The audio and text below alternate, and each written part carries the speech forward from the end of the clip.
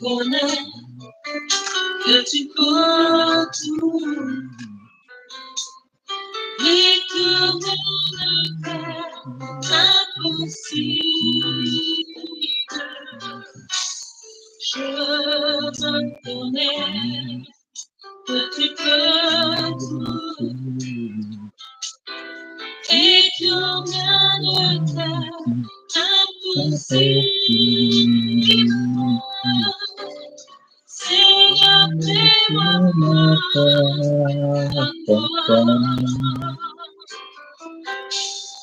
Seigneur, fais-moi voir toi. Seigneur, fais-moi voir toi. Seigneur, fais-moi voir ta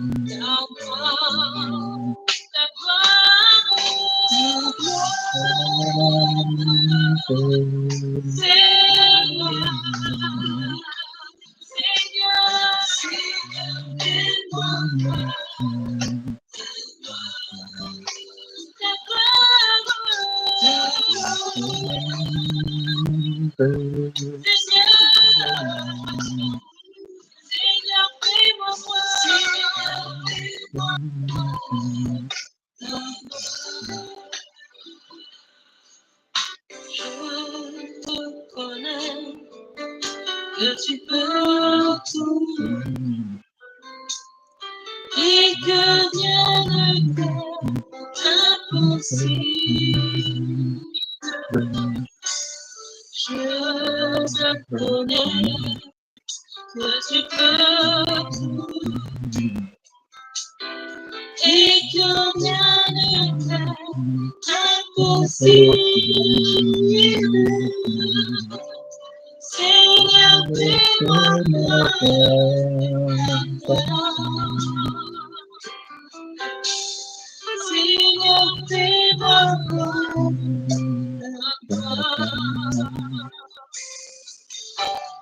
Seigneur, fais-moi voir toi.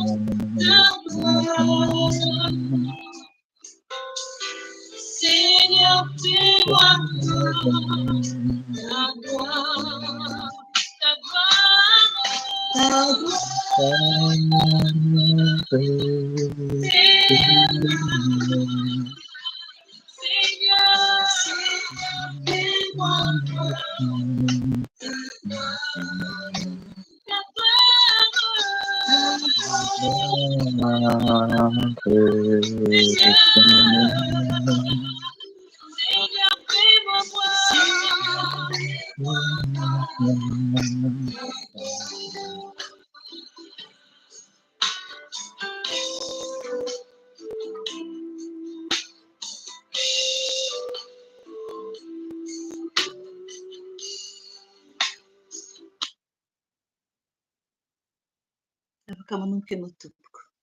Amen, amen.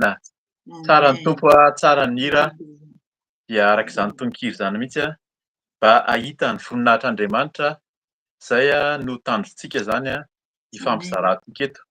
Ny voninahitran'Andriamanitra mety ho hitantsika etỳ an-tany ety fa any an-danitra izany no tena misy ny voninahitran'Andriamanitra dia izay no ambara amintsika foana ho avy Jesosy haka antsika ho tafiditra any an-danitra ve tsika tsirairay avy ahita ny voninahitran'Andriamanitra ka dia mahereza fa hain'ny tompo ny zavatra rehetra. Izany ny tononkira atao daholo izany amin'ny teny frantsay moa izy fa izany hoe hainy tsy zavatra tsy hain'Andriamanitra ka mahereza mba handrosontsika ho tonga hatrany an-danitra. Dia faly miarahaba anareo izany izay mianadahy androany indray sabata 12 ny volana Jolay 2024. Dia ampitomboina amintsika mandrakariva ny fiadanana ny fahasoavana avy amin'Andriamanitra Ray Jesosy Kristy ary indrindra ny firaisana amin'ny fanahy masina. Dia misaotra ny tompontsika tafahoana androany indray izany engany ny tompo hampaharitra antsika tsirairay avy hatramin'ny farany. Isy ny teny izay hifampiarezantsika hibebahana, hivavakantsika handroaka devoly koa. Avy eo dia hisy fampaherezana izay hoentin'ny mpanompony izany Mama Felicia amin'ny farany ihany koa dia hiantso anao izy raha mbola tsy nandray an'ny tompo ianao zao ianao vao vonona nandray an'i Jesosy dia hisy vavaka ao azonao arahana sy fanoloran-tena koa raha niembotra ianao na variana zany ka dia mahay reza tompoko. Vavaka fohy isika alohany hizarantsika ny tenan'Andriamanitra hibebahantsika. Vavakantsika tompoko. I Andriamanitra iray, i Jesosy Kristy Tompo fanahy masina, mankalaza midera manome voninahitra anao zay satria Andriamanitra avo tokoa ianao, Andriamanitra anton'ny zavatra rehetra, hainao ny zavatra rehetra araka ny hiranay teo ka dia ianao no ivavahanay, ianao no antsoinay, ianao ilay Andriamanitra tsy miova hatramin'ny taloha ankehitriny ary mandrakizay. Ianao ilay Andriamanitra mihaino vavaka, Andriamanitra mamaly vavaka, ianao no antsoinay ka dia manatrehanay. Misaotra anao zay ny amin'ny fitahiana efa nomenao sady ny fahasoavana satria raha velonaina sy salama zahay ary indrindra tanteraka izao fotoana izao dia noho ianao irery ihany ka dia manatrehanay Tompo, manatrehanay tsirairay avy n'iza amin'izao fotoana izao. Angatahana aminao sady dia ny famindrapo ataovy aminay isan'andro ary indrindra aoka ny fahainao masina hiaraka aminay eto Tompo ary tsisy ho heninay fa tsy ny feonao ambaranay sy ho zarainy eto dia mitenena foana araka ny fombanao fa vonin-kiainoko ny mpanomponao tsirairay avy amin'ny anaran'i Jesosy Kristy Tompo. Alleluia. Amen. Amen. Saotran'ny tompontsika. Ny tenan'Andriamanitra andraisantsika zany, vakiantsika aloha zany tenan'Andriamanitra dia ao anatin'izany raha misy tiany Tompo hazavaina dia tohizana hazavaina zany fa ny teny dia ao amin'ny Romanina 12:12. Romanina 12:12 vakiana manontolo, tsy tena lava zany Romanina 12:12 fa vakiantsika manontolo dia henontsika amin'izany fa hisy tenin'Andriamanitra fampibebahana sy fampianarana sady ao ahafahantsika mibebaka zany. Eto dia efa marinina sady fa i Paoly moa zany no manoratra ho an'ny Romanina dia raha mamaky tsika zany rehefa hoe mamaky mangataka amin'ny Tompo zany, mangataka amin'ny fanahy masina ka raha mamaky tena feno fanahy masina ianao isaky mamaky tenan'Andriamanitra dia efa ampy. Indraindray zany le olona miandry aiza ary le mpanompon'Andriamanitra. Amin'izao moa zany efa betsaka ny fizarana amin'ny vidéo na amin'ny vocal dia miandry an'izay fa raha tena mamaky tsara, mandinika ianao ny amin'ny tenin'Andriamanitra zay efa heno eto zany hita ato amin'ity dia efa atao hoe efa ampy ahafantarana hoe ahoana moa zany fanarahana an'Andriamanitra zany. Amin'ny baiboly sasany dia lohateny hoe fitondran-tena mahamendrika ny kristianina. Zay zany lohateny betsaka amin'ny baiboly sasany. Raha mahita an'le lohateny ianao zany dia efa mahafehy sady hoe fitondran-tena mahamendrika ny kristianina fa amin'ny baiboly koa dia hafa indray zany ny lohateny apetrany hoe ny fiainana vaovao. Tsara ny Tompo le lohateny anankiroa dia efa mahafehy ny tenin'Andriamanitra zany fa ho vakiantsika ilay izy amin'ny anaran'i Jesosy. Andiny voalohany Romanina 12:12. Koa amin'izany mangataka aminareo aho ry rahalahy, ranabavy, noho ny famindrapon'Andriamanitra mba hatolotrareo ny tenanareo ho fanatitra velona, masina, ankasitrahan'Andriamanitra, fanompom-pivavahana, tsara ataonareo izany. Aza manaraka ny fanaon'izao tontolo izao fa miovà amin'ny fanavaozana ny saina mba hamantaranareo ny sitrapon'Andriamanitra dia izay tsara sady ankasitrahana no tanteraka.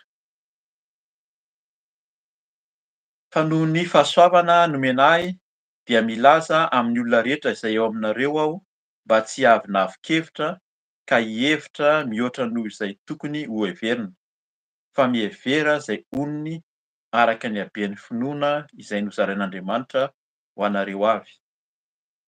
Fa toy ny ananantsika zavatra maro momba ny tenantsika izay tokana nefa tsy mitovy asa izy rehetra momba ny tena ireo, dia toy izany koa isika na dia maro aza dia tena iray ihany ao amin'ny Kristy ary samy miara-momba ny tena isika rehetra.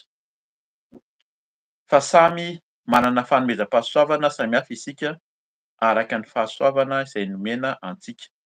Raha faminaniana dia aoka atao araka ny ohatry ny finoana. Raha fanompoana dia aoka ho amin'ny fanompoana.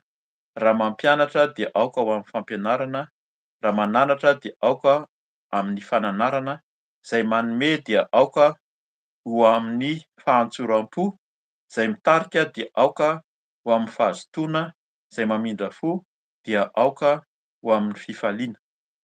Aoka ny fitiavana ho amin'ny tsy fiatsaram-belatsia, mankala ny ratsy, mifikira amin'ny tsara, mifankatiava toy ny fankatiavan'ny mpirahalahy, mpirahavavy, mpianadahy, mitarihy lalana amin'ny fifanomezam-boninahitra, mazotoa fahaza-malaina ary aoka hafana fo amin'ny fanompoana ny tompo. Mifalia amin'ny fanantenana, miareta amin'ny fahoriana, mahareta amin'ny fivavahana, manampy ny olona masina arak'izay ilainy, mazotoa mampiantrano vahiny. Misaora izay manenjika anareo, misaora fahaza-manozona, miarah-mifaly amin'izay mifaly ary miarah-mitomany amin'izay mitomany, miraisa saina, aza mihevitra izay hiavonavonana fa aoka mba ho zatra ny fanetretena ianareo, aza mihevitra ny tenanareo ho endry, aza mamaly ratsy na amin'iza na amin'iza, miezà hanao izay mamendrika eo amin'ny mason'ny olona rehetra. Raha azo atao ka miankina aminareo dia ataovy izay iavananareo amin'ny olona rehetra, ry malala aza mamaly ratsy fa omeo lalana ny fahatezerana, fa voasoratra hoe ay ny fahamaliana, izao no hamaly hoy ny tompo, ao amin'ny Deutéronomie 2:7-5. Fa raha noana ny fahavalonao dia omeo hanina izy, raha mangetaheta izy dia omeo hoso-trony, fa ny fanaovanao izany dia hanambatra vainafo ho eo andohany. Ohabolana 5:1-2:20. Aza mety ho resin'ny ratsy ianao, fa reseo amin'ny soa ny ratsy.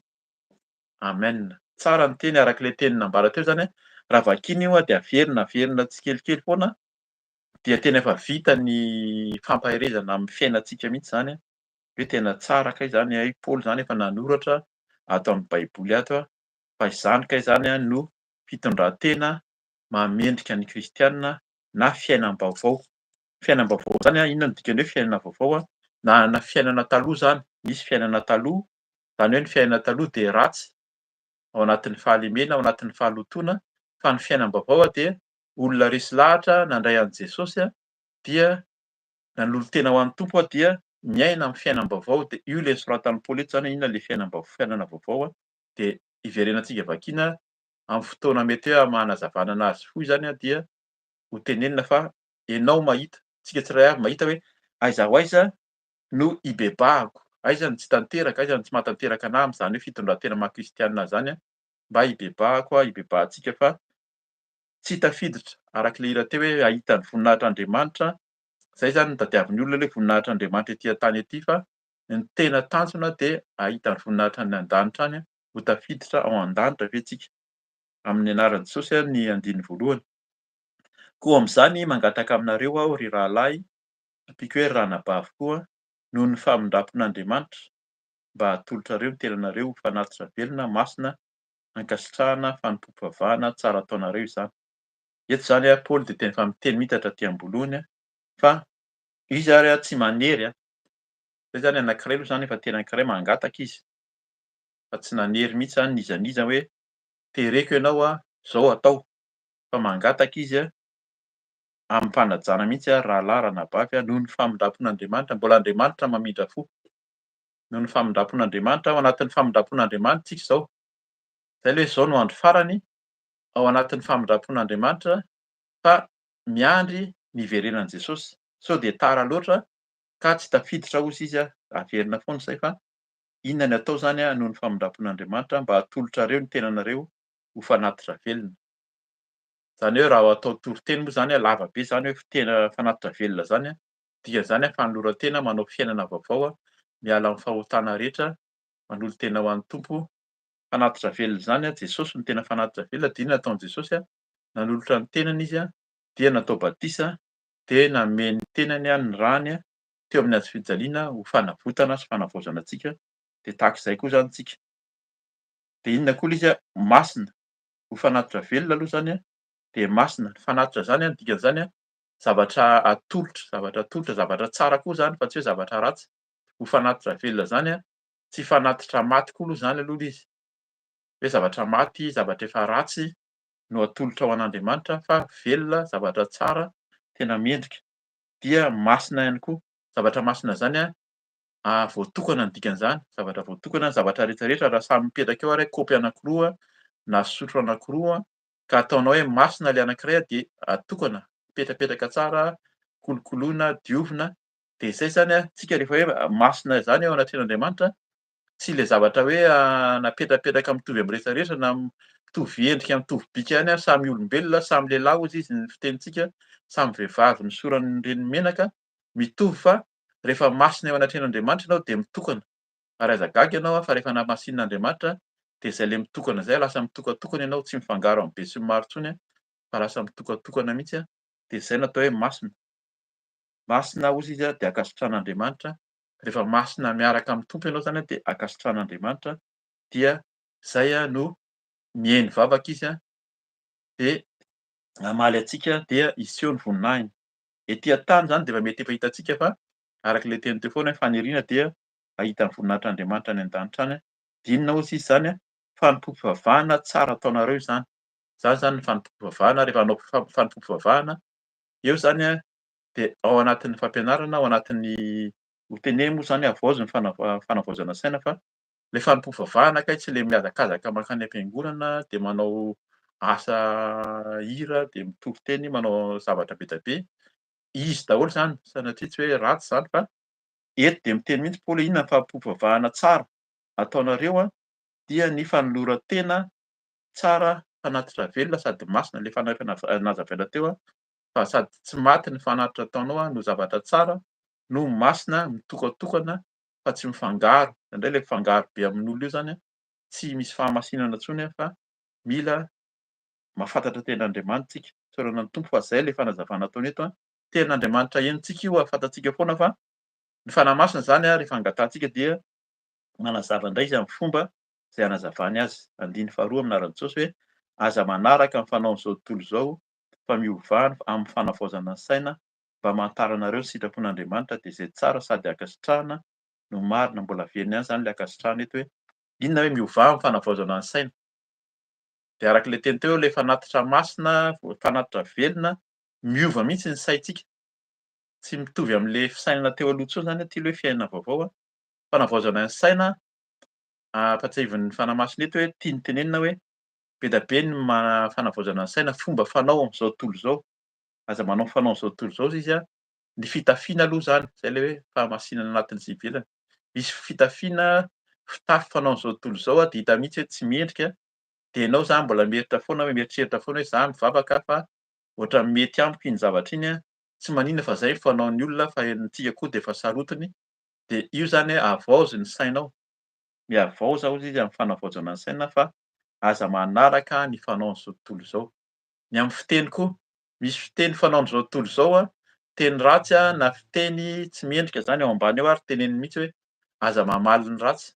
Maika mihitsy ny olona mamaly ny ratsy fa eto zany de efa mila manavao sady ny saina hoe tsy hanaraka ny fanaon'izao tontolo izao aleoko mangina fa zany ny fanavaozana ny saina. Fomba miova saina koa tsy manaraka an'izao tontolo izao zay fantatra mihitsy ankehitriny amin'ny endrika pôlitika zany satria ny fanaon'izao tontolo izao ny fikambanana pôlitika dia misy olona anankiray mitarika eo de manao adidy, misy rakitra loha amin'ny fikambanana ka raha tsy manaraka an'le tenin'le olona aloha voalohany indrindra na tsy mahavoalo adidy, tsy mahaloa an'le zavatra aloha isam-bolona de miala ianao. Tsy tafiditra ao ianao fa tsy nahavoalo adidy ianao efa narahan-jareo maso. Zany zao de hitany misy fikambanam-piangonana, fikambanam-pivavahana de misy an'izany. Misy adidy aloha na misy rakitra aloha na fahafolo-karena de arahan'le olona maso de iny fa tsy nandoa le olona ray volana, roa volana de antsony na ozy hoe aza miverina aty intsony na fa nahoana ianao no tsy mandoa. Zany zany mila tandremana daholo zany mihavaoza amin'ny fanavaozana ny saina, aza manaraka amin'ny fanaon'izao tontolo izao. Fanaon'izao tontolo izao dia rehefa hoe fikambanana de misy zavatra aloha ao de misy olona mpitarika ao Ka rehefa tsy raha miteny le mpitarika iny koa raha tsy henoina na variana ianao zany na manaraka olona fotsiny dia zay le hoe aza mitoky aman'olona, misy tenin'Andriamanitra nomen'ny Tompo mihitsy zany. Mitoky olona de le olona iny narahana de iny notokisana fa havaozo izy, mihavaoza amin'ny fanavaozana ny saina, aza manaraka amin'ny fanaon'izao tontolo izao. Raha fikambanana zany na fiaraha-mivavaka mitovitovy amin'izao tontolo izao no misy anao de eritrereto hoe tena zao kay le fanaon'izao tontolo izao tokoa fa tsy zany no tian'ny Tompo atao de efa nampianarin'ny Paoly hatramin'izay. Miovava hozy izy amin'ny fanavaozana ny saina arak'ilay teny teo na ny fitafy, na ny fiteny, na ny fihetsika, na ny fanao. Indrindra moa zany amin'ny endriny samihafa dia mila havaozina ny saina mba hamantara anareo ny sitrapon'Andriamanitra. Raha tsy miova isika dia tsy hahafantatra ny sitrapon'Andriamanitra fa ny sitrapon'ny olona na ny fanaon'izao tontolo izao no fantatsika fa ny sitrapon'Andriamanitra de tsara sady ankasitrahana tanteraka. Amen. Dia eto zany vakiako ihany fotsiny moa zany fa fantatsika fa mazava le tenin'ny Tompo andininy fahatelo amin'ny anaran'i Jesosy hoe fa noho ny fahasoavana nomen'ahy, Paoly moa zany no miteny an'izany dia milaza amin'ny olona rehetra izay eo aminareo aho. Tsika zany miaraka mahazo an'izany zany tsika tsirairay avy mba tsy avy nahavikevitra ka hevitra mihoatra noho izay tokony ho heverina. Tsy hazavaiko fa tsika mahafantatra an'izany hoe inona no atao miavy nahavikevitra de mihevitra mihoatra izay tokony heverina fa mihevera izay onony araka ny haben'ny finoana izay nozarain'Andriamanitra ho anareo avy. Zay zany le finoana izay nomen'ny Tompo, omeny finoana tsika rehefa olom-baovao dia mahony tena na amin'ny fanarahana ny Tompo na amin'ny hoeti-manana ary zany, tsy le misehoseho be intsony tsy mirehareha. Ety amin'izao tontolo izao ny fananana endrika ivelany amin'ny fananana fiara, tômôbila, akanjo tsara, firavaka tsara zany no endrika ivelany men'izao tontolo izao fa tsy fa tsika araka ny finoana izay nomen'Andriamanitra dia mahalala onony amin'izay fantatry ny Tompo hoe mahasoa. Zay sahaza hozy izy zany le vavaka atao isan'andro, mangataka le vavaka nampianarin'ny Tompo hoe omeo anay izay hanina sahaza ho anay de tsika nefa mitady mihoatra matetika. Andiny fahaefatra amin'ny anaran'i Jesosy fa toy ny ananantsika zavatra maro momba ny tenantsika izay tokana nefa tsy mitovy asa izy rehetra momba ny tena ireo dia toy izany koa isika na dia maro aza dia tena iray ihany ao amin'ny Kristy ary samy miara-momba ny tena isika rehetra. Misy fanazavana an-tsipiriana eo zany any amin'ny Rômanina any aloha any momba an'io tenan'ny Tompo io zany tsika de miaraka amin'i Jesosy ihany de iray ihany ao amin'i Jesosy. Ilay Jesosy Kristy ihany zany no ambara fa iray ihany tsika. Andiny fahaenina amin'ny anaran'i Jesosy amin'ny anaran'i Jesosy hoe fa samy manana fanomezam-pahasoavana samihafa isika. Zay zany misy fanomezam-pahasoavana men'ny Tompo aza gaga ianao hoe toa tsy misy ninona mihitsy aty amiko fa angatao amin'ny Tompo fa asehony anao hoe ity ny fanomezam-pahasoavana izay omeny antsika tsirairay avy samy manana an'izany. Mety manana roa sy telo ianao na izy rehetra na anankiray fa ny Tompo de manome fanomezam-pahasoavana ho an'ny tsirairay avy izay manaraka azy. De hoy izy hoe fanomezam-pahasoavana samihafa isika araka ny fahasoavana izay omena antsika. Raha faminaniana dia aoka atao araka ny ohatry ny finoana. Zany zany ny ho an'ny faminaniana. Raha fanompoana dia aoka ho amin'ny fanompoana. Hamafisiny moa zany le izy araka izay omena antsika zany de hamafisiny satria averiny ihany le teny eo aloha. Raha mampianatra dia aoka ho amin'ny fampianarana. Raha mananatra dia aoka ho amin'ny fananarana. Le teny averiny indroa dikan'izany hoe teny averiny indroa zany de tena hoe manamafy mihitsy hoe aza miala amin'izay ianao fa raha mihoatra amin'izay de efa hafa indray zany ny teny ambaranao fa averiny indroa izy. Izay manome dia aoka ho amin'ny fahatsoram-po. Eto zany dia manome am-pitiavana amin'ny fahatsoram-po izy izay mitarika dia aoka ho amin'ny fahazotoana. Eo tena mila faharetana koa moa zany io rehefa mitarika nomen'ny Tompo fanomezam-pahasoavana amin'ny fitariana dia tsy mora ny mazoto ary raha malaina le olona mpitarika de le olona mpitarika iny aza gaga ianao fa ianao no mahazo tsiny voalohany. Na tsika moa zany raha ao anatin'ny mpitarika ianao na tsirairay avy izay mahazo mitarika raha misy fahadisoana na misy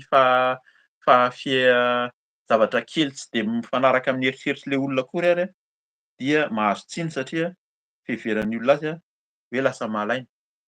Ka ny tompo koa zany angatantsika angatao zany ao anatin'ny fivavahana sy fangatahana koa hoe ho an'ny mpitarika dia angataka fahazotoana zay le mifampivavaka ihany koa tsika mba hanana fahazotoana zay mitarika antsika koa zany. Zay mamindra fo dia aoka ho amin'ny fifaliana. Andiny fasivy amin'ny anaran'i Jesosy, aoka ny fitiavana ho amin'ny tsy fiatsaram-belatsia, mankalà ny ratsy, mifikira amin'ny tsara. Fitiavan'io tsy ho raisintsika antsipiriany koa fa mampahazoto, maniraka zany na hoe mampahery anao hamaky ny Korinthiana voalohany toko fahatelo amby folo fa ao anatin'izany misy ny antsipiria ny atao hoe fitiavana. Mankalà ny ratsy hozy izy mifikira amin'ny tsara. Zay raha misy ratsy fantatsika ny atao hoe ratsy, fantatry ny fiarahamonina zany ary fantatsika ny tsara fa tokony ho fikirintsika zany ny tsara koa fa aza manaraka ny fanaon'izao tontolo izao, averina foana le teny.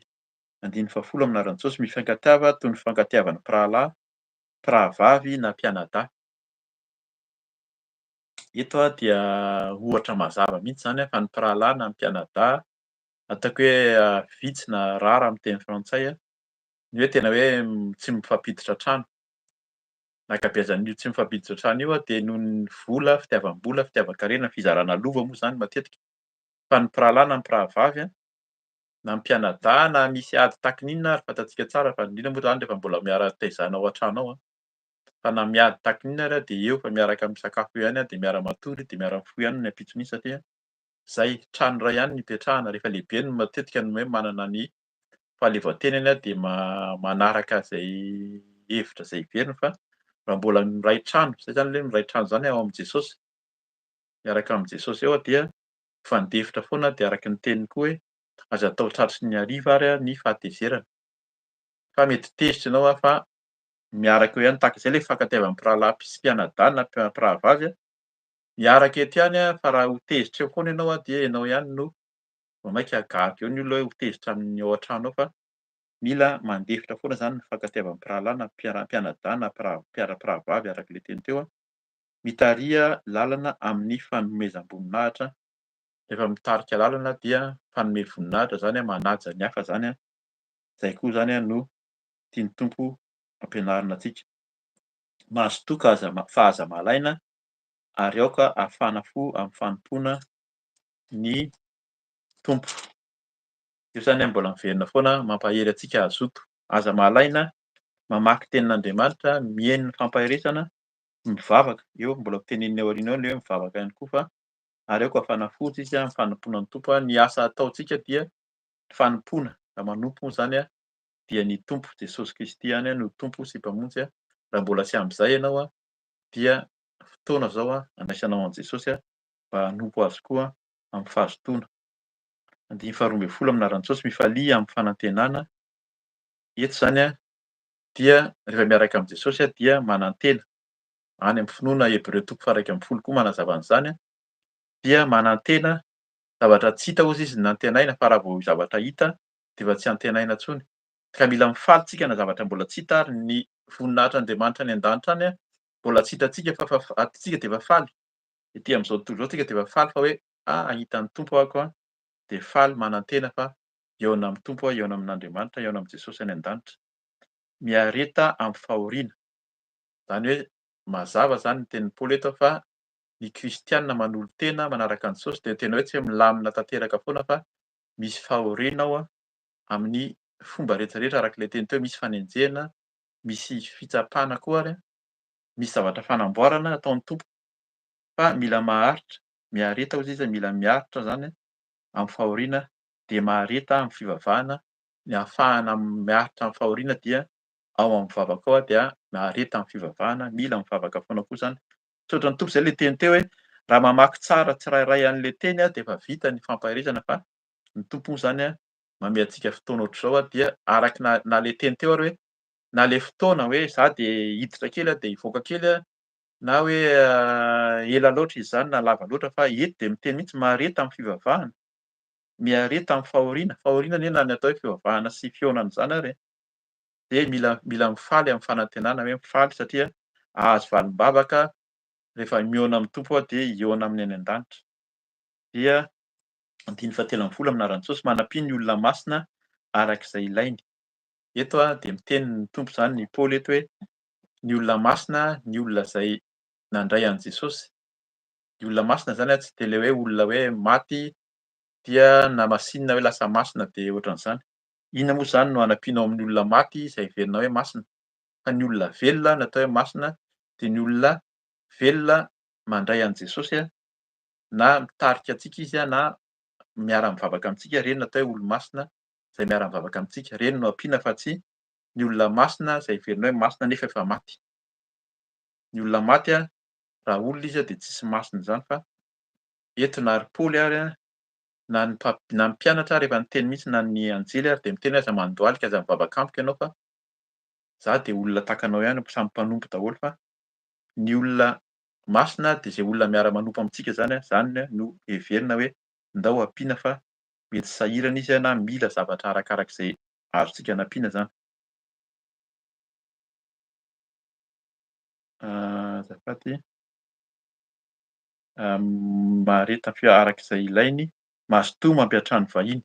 Zany koa zany endrisika koa misy teny ary ihany hoe rehefa mampihatrano vahiny ka mety ho amin'ireny vahiny ireny tsy ampoizinao, mety anjely no ampatsenoinao ka ny anjely zany misy tantara ao am-baiboly ao rehefa tonga ny anjely namangy ny mpanompon'Andriamanitra dia izy mihitsy niaro ny tranony, niady tamin'ny fahavalo ary ireo anjely ireo de manana fahefana ny raha an'Andriamanitra ka aza mihafiafy zany mampihatrano vahiny angatao amin'ny Tompo fa mety anjely no ampatsenoinao ka ho ambenan'ny Tompo hiasa izy ary hamaly vavaka anao koa amin'izay valim-bavaka moa zany amin'izay zavatra angatahana amin'ny Tompo.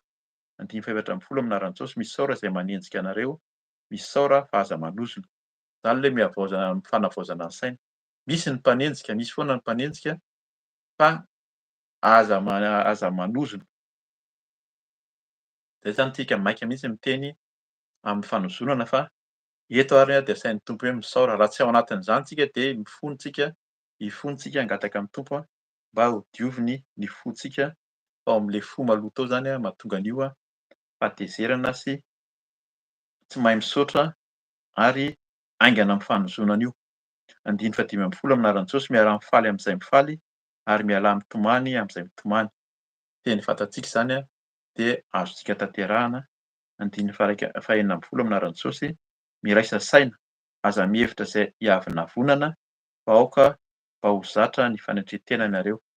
Mazava zany tahaka ny teny teo aloha ihany famafisin'ny Paoly foana le izy mba ho hipetraka tsara mihitsy hoe tandremo ny avinavina, mila manetri-tena, aza mihevitra ny tenanareo endry. Zany rehetra rehetra zany ampianarin'ny Tompo daholo arak'ilay teny teo hoe raha misy zavatra nomeny fanomezam-pahasoavana dia hamafisiny tsara hoe zao tanterao tsara amin'ny zavatra nandrahana antsika tsirairay avy zany. Isaorana antsika ny Tompo. 5:17 aza mamaly ratsy na amin'iza na amin'iza.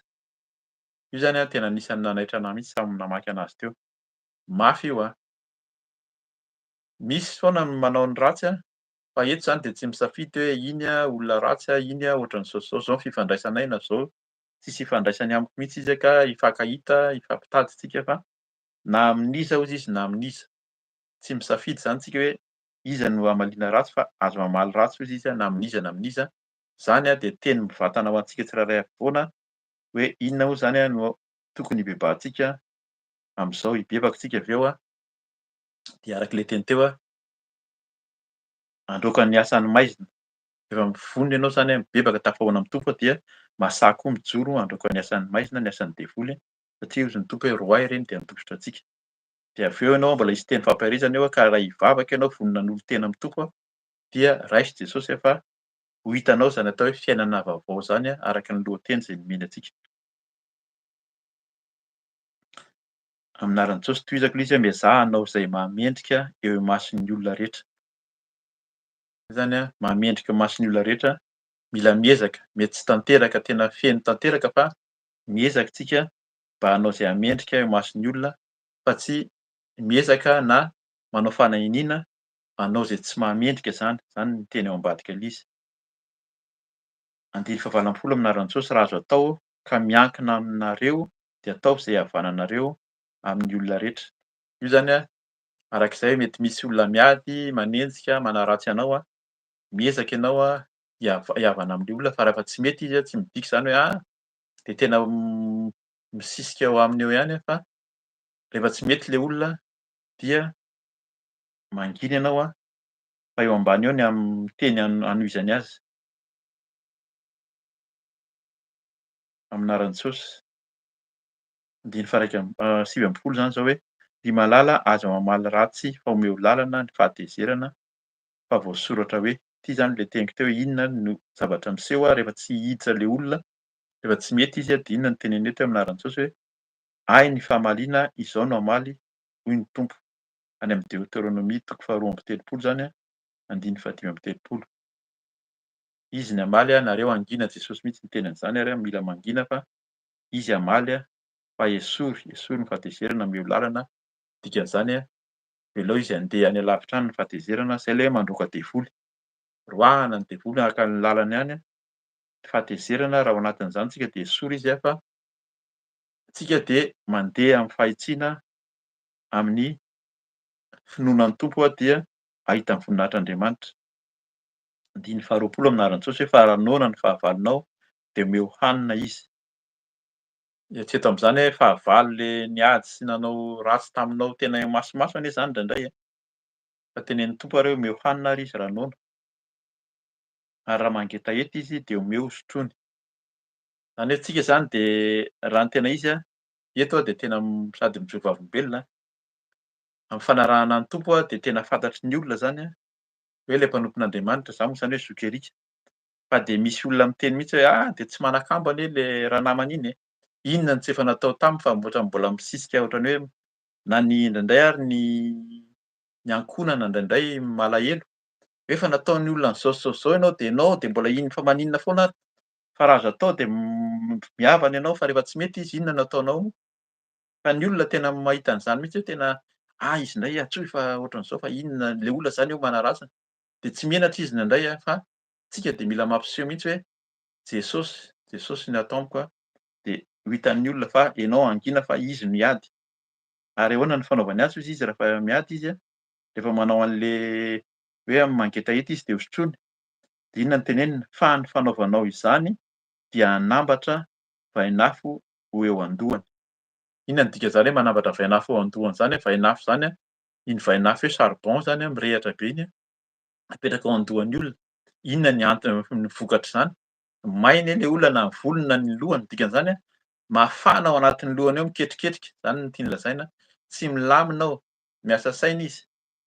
Tena mamay mihitsy ny lohany, zany zany le fiteny. Mamay mihitsy ao anatin'ny dohany ao hoe tena inona re ty ataoko amin'ity mpanompon'Andriamanitra ity, inona tiany ataoko? Tsy milamina ny sainy fa ny Tompo no miady hametraka vainafo ao anatin'ny lohany ao ambonin'ny lohany zany hoe hafana zany izy no hampieritreritra an'le olona fa tsika dia mangina hozy izy. Andiny faha iraika amby roapolo farany hoe amin'anaran'i Jesosy hoe: "Aza mety ho resin'ny ratsy ianao fa reseho amin'ny soa ny ratsy." Zay zany no ataontsika aza manaiky ho resin'ny ratsy, ny ratsy rehetra rehetra de le voatonona teo, misy betsaka koa ny tsy voatonona. Ny amin'ny fihetsika ivelany fomba fitondran-tena moa zany fijangajangana, any amin'ny apokalipsy any ny fanompoan-tsampy, zany ratsy daholo. Ny lainga, ny fitaka, zany ratsy tsy voateny eto zany fa aza manaiky ho resin'ny ratsy fa reseho amin'ny soa ny ratsy. Ny soa dia ny mandray an'i Jesosy de manambara an'i Jesosy. Nisy fotoana teto raha mbola tsy neny ianao tamin'ny herinandro na tamin'ny tapa-bolana, miteny mihitsy hoe Jesosy ilay fahazavana, Andriamanitra ilay fahazavana de miaraka aminy mazava. Esoriny ao amin'ny maizina ianao amin'ny fahamaizínana fa mazava ianao de mihaino fiainana vaovao ka andao tsika hibebaka, hifono zany tsika handohalika tsika de hibebaka amin'ny Tompo raha ao anatin'izany rehetra rehetra zany tsika de angatao ny Tompo hanadio antsika ny amin'ny tenantsika araka ny teniny teo ny tenantsika no tempolon'ny fanahy masina, atao fanatitra velona dia eto tsirairay avy ny tenantsika. Zay mahatonga antsika mety ho gaga ianao fa inona no entiko manokana ny masoko, ny vavako, ny tenako, ny tanako fa tokony ho fanatitra velona daholo zany ny tenantsika manontolo de angatao mba ho diovin' Jesosy dia avy eo tsika rehefa madio tsika dia ho sahy, hijoro, handroaka koa ny asan'ny devoly. Andeha tsika handohalika, hibebaka sy hivavaka tompoko.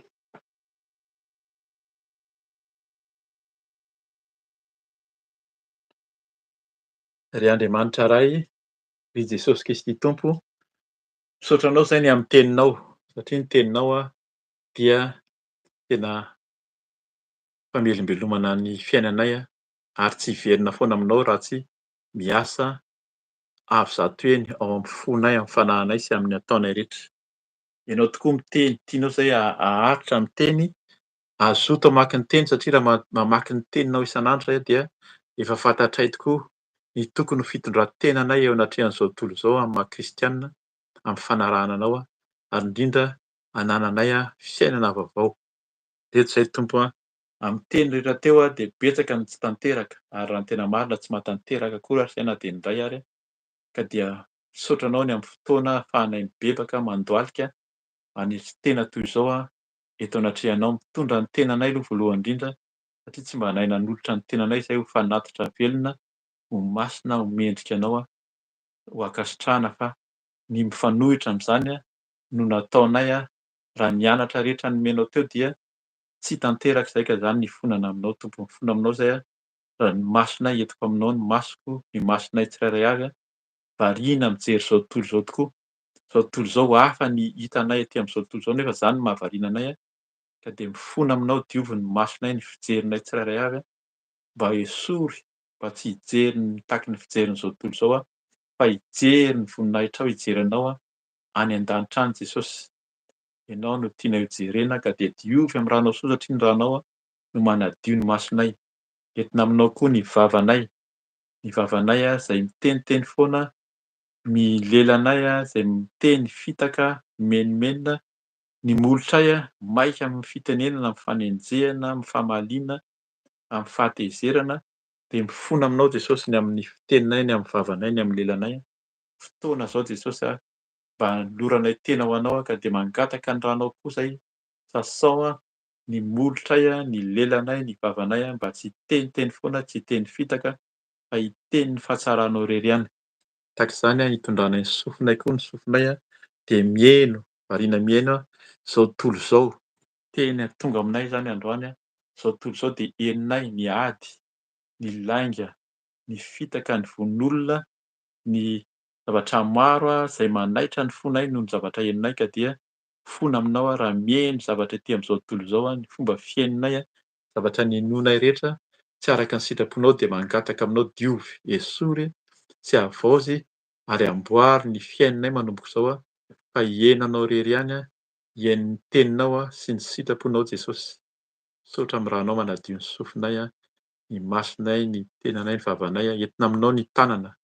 Ny tanako Jesosy nanao ny asa, nandeha, nandray zavatra maro etỳ amin'izao tontolo izao mbola mifono aminao koa mba ho fanatitra velona, mba tsy ny tanako tokoa no ahasakana ny fanatitra tsy ho tonga any aminao fa amboary, diovy ny tanako, ny ataoko rehetra, ny raisin'ny tanako sy ny ataoko ny tanako rehetra, sasao amin'ny ranao soa mba tena ho fanatitra ary raha ny fanolorana fanatitra tolotry ny tanako mba hainao irery ihany, mba ho fanatitra velona, mendrika anao izany ho ankasitrahanao ny tongotro Jesosy, ny tongotra tsirairay avy mihazakazaka tetỳ amin'izao tontolo izao tokoa. Malalaka ny lalana etỳ amin'izao tontolo izao, toatra ny tsara, toatra ny azo atao daholo fa eo aminao dia ety ny lalana mankany aminao hozy izy ny fanarahana anao tery. Ka tianao izay andeha amin'ny lalana tery izay tsy mitovy amin'izao tontolo izao intsony fa tara, tsara, miendrika anao Tompo ka dia mamindrafo amin'ny tongotray, ny alehan'ny tongotray, ny amin'ny ataonay rehetra, ny fihazakazahana rehetra tsy araka ny sitraponao mangataka aminao diovy ny ranao soa, sasao ny tongotray, ny tananay, ny tenanay manontolo. Entina aminao koa ny fonay Jesosy, ny fonay satria ny fonay izany mitondra fahatezerana, mitondra alahelo, mitondra zavatra maro izay nambaranao taminay teo tsy mandresy ny ratsy amin'ny soa fa indraindray ary dia mamaly ratsy ny ratsy nefa ny izy tianao izay tsy hanao izany ka dia mamindrafo ny amin'ny fonay mangataka ny ranao satria ilay ranao tokoa no tena manadio, manavao, ilay ranao no tena mikoriana ao anatin'ny fonay.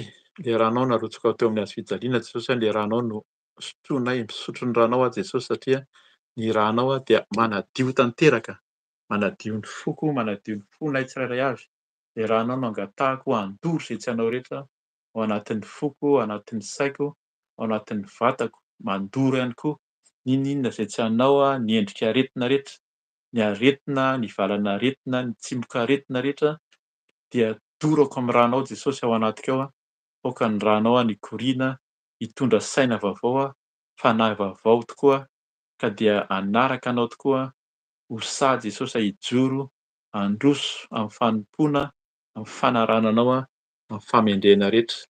Ka dia izany no isaoranay anao satria ianao mamindra fo, tsy mijery anay araky ny fahalemenay fa mamindra fo mandrakariva satria izany no nahatongavanao tokoa Jesosy. Ka dia ny ranao efa nanadio anay no asahianay hanananay fanantenana, hananay fahasahiana. Ka dia hitsangana izay handray ny hery sy ny fahefana koa, handroaka ny asan'ny devoly satria ianao miteny fa roay ny devoly dia handositra anareo. Ka dia hitsangana izay Jesosy amin'ny anaranao amin'ny anaran'i Jesosy Kristy avy any Nazareta, nandroahana ny devoly sy ny Satana, ny Losifera sy ny Belzeboba, amin'ny anaran'i Jesosy Kristy avy any Nazareta, miala ny Satana, mivoaka ny devoly rehetra, ny sain-dratsy, ny saina mieritkeritra amin'izao tontolo izao, ny saina tsy arakaraka ny sitrapon'Andriamanitra, ny fisainana maloto, ny fitondran-tena ratsy, ny fanao tsy araka ny sitrapon'Andriamanitra, didiko amin'ny anaran'i Jesosy, miala nareo Satana, devolon'ny Losifera, ny Belzeboba rehetra, ny mpandainga sy mpamitaka, ny menarana ela, ny menarana tranainy, tehako amin'ny anaran'i Jesosy, tapatapahana ny lohan'ny dragona, roahana amin'ny anaran'i Jesosy, fatorana amin'ny anaran'i Jesosy, atsipany an-davakinelo, atsipany amin'ny farihy rehetra hafa, Satana sy ny devoly tsy hanakely, tsy hanapahefany nareo Satana, efa resy ny asan'ny devoly Satana rehetra, ny fo maloto, ny sain-dratsy, ny tahotra, devoly mitondra fahalainana, devoly mitondra fahalainana, mitondra sain-dratsy, devoly mitondra fahasorenana, ny fahatezerana, roahana amin'ny anaran'i Jesosy Kristy, tsy hanjaka ao amin'ny saina, tsy hanjaka amin'ny foko tsirairay avy, tsy hanjaka amin'ny fonay tsirairay avy, fa didina amin'ny anaran'i Jesosy any afariny rehetra afy nareo Satana. Devolon'ny fanenjehana ihany koa, inona fanenjehana sy fanaratsiana, devolon'ny mpamosavy, ny fampisaviana, foanana amin'ny anaran'i Jesosy, roahana amin'ny anaran'i Jesosy, potehana amin'ny anaran'i Jesosy Kristy ho any afariny rehetra afy.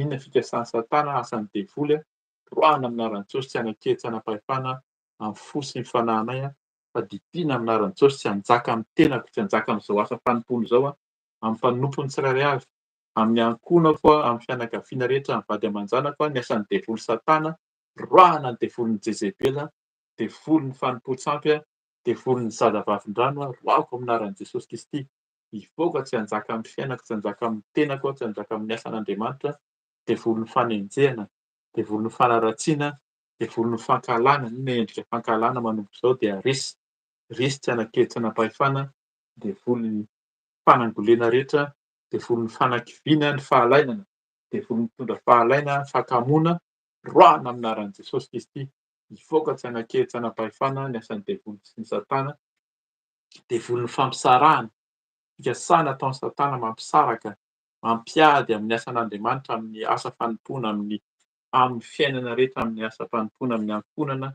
amin'ny fianakaviana, roahako amin'ny anaran'i Jesosy, any afariny rehetra afy ny Satana, mivoaka nareo, tsy hanakely, tsy hanapahefana amin'ny tenako, amin'ny fiainako, ny asan'ny devoly Satana, efa resy nareo, efa resy any afariny rehetra afy, any an-davakinelo, misahaza ny Satana sy ny devoly, tsy hanakely, tsy hanapahefana amin'ny tenako, amin'ny fiainako, fa ny rahan'i Jesosy ny andrakotra, ny rahan'i Jesosy mandoro, fanahy masina ny miasa, ary ianao Jesosy ny miasa.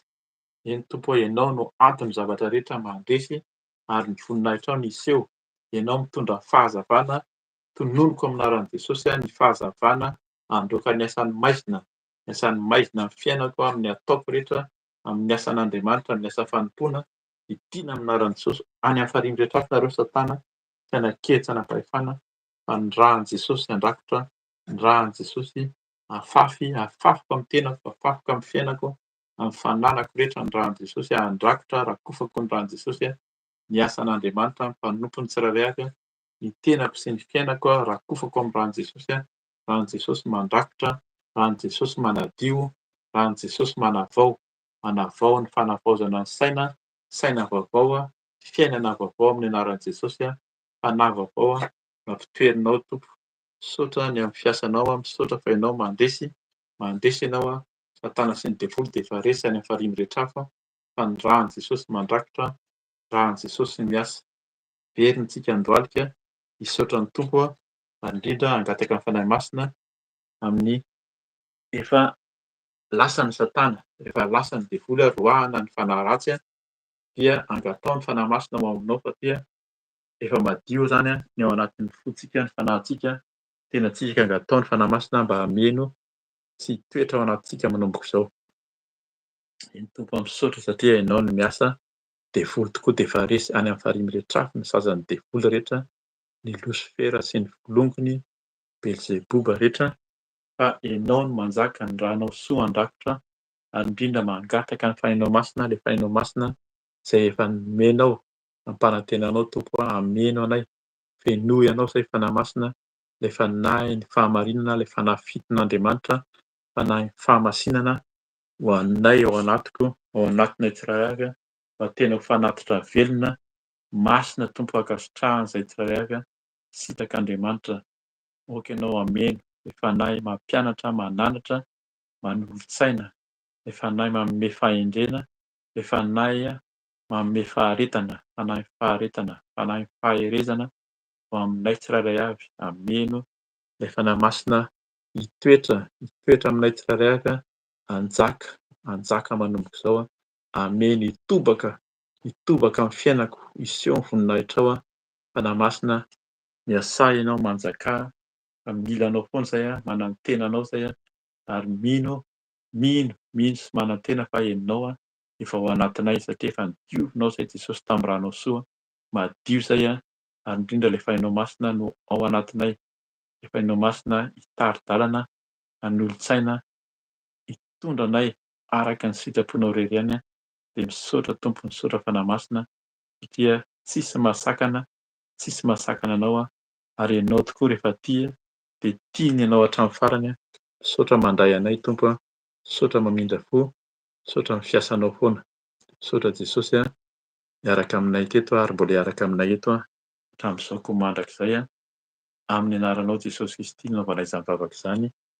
Aleloia, amen.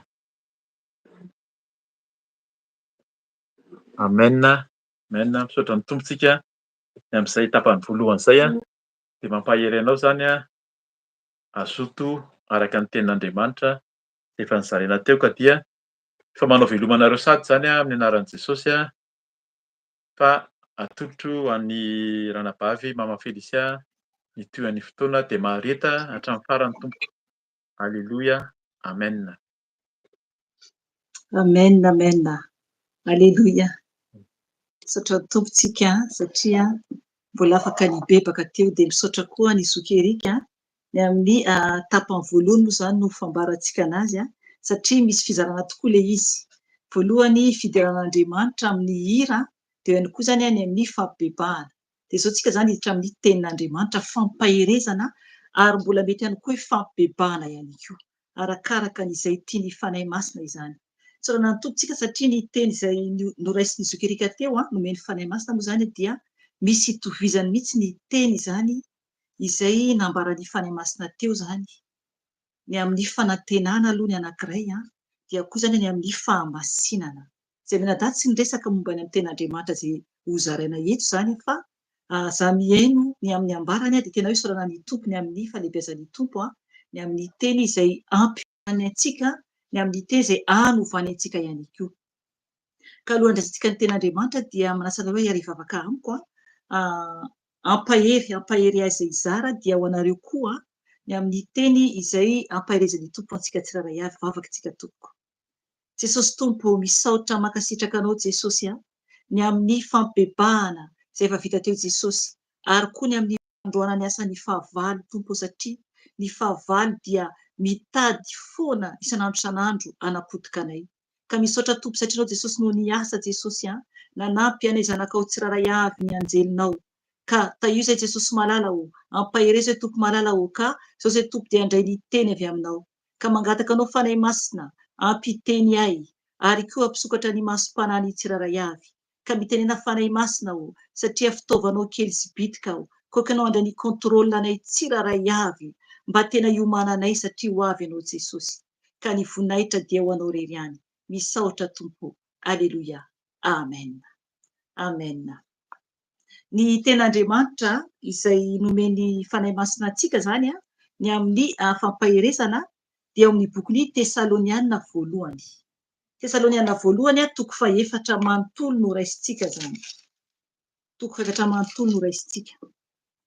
Tesalonianina voalohany dia misy verset moa zany vitsy no horaisiko zany avy eo ampovoany zany arakaraka ny fitarihan'ny fanahy masina.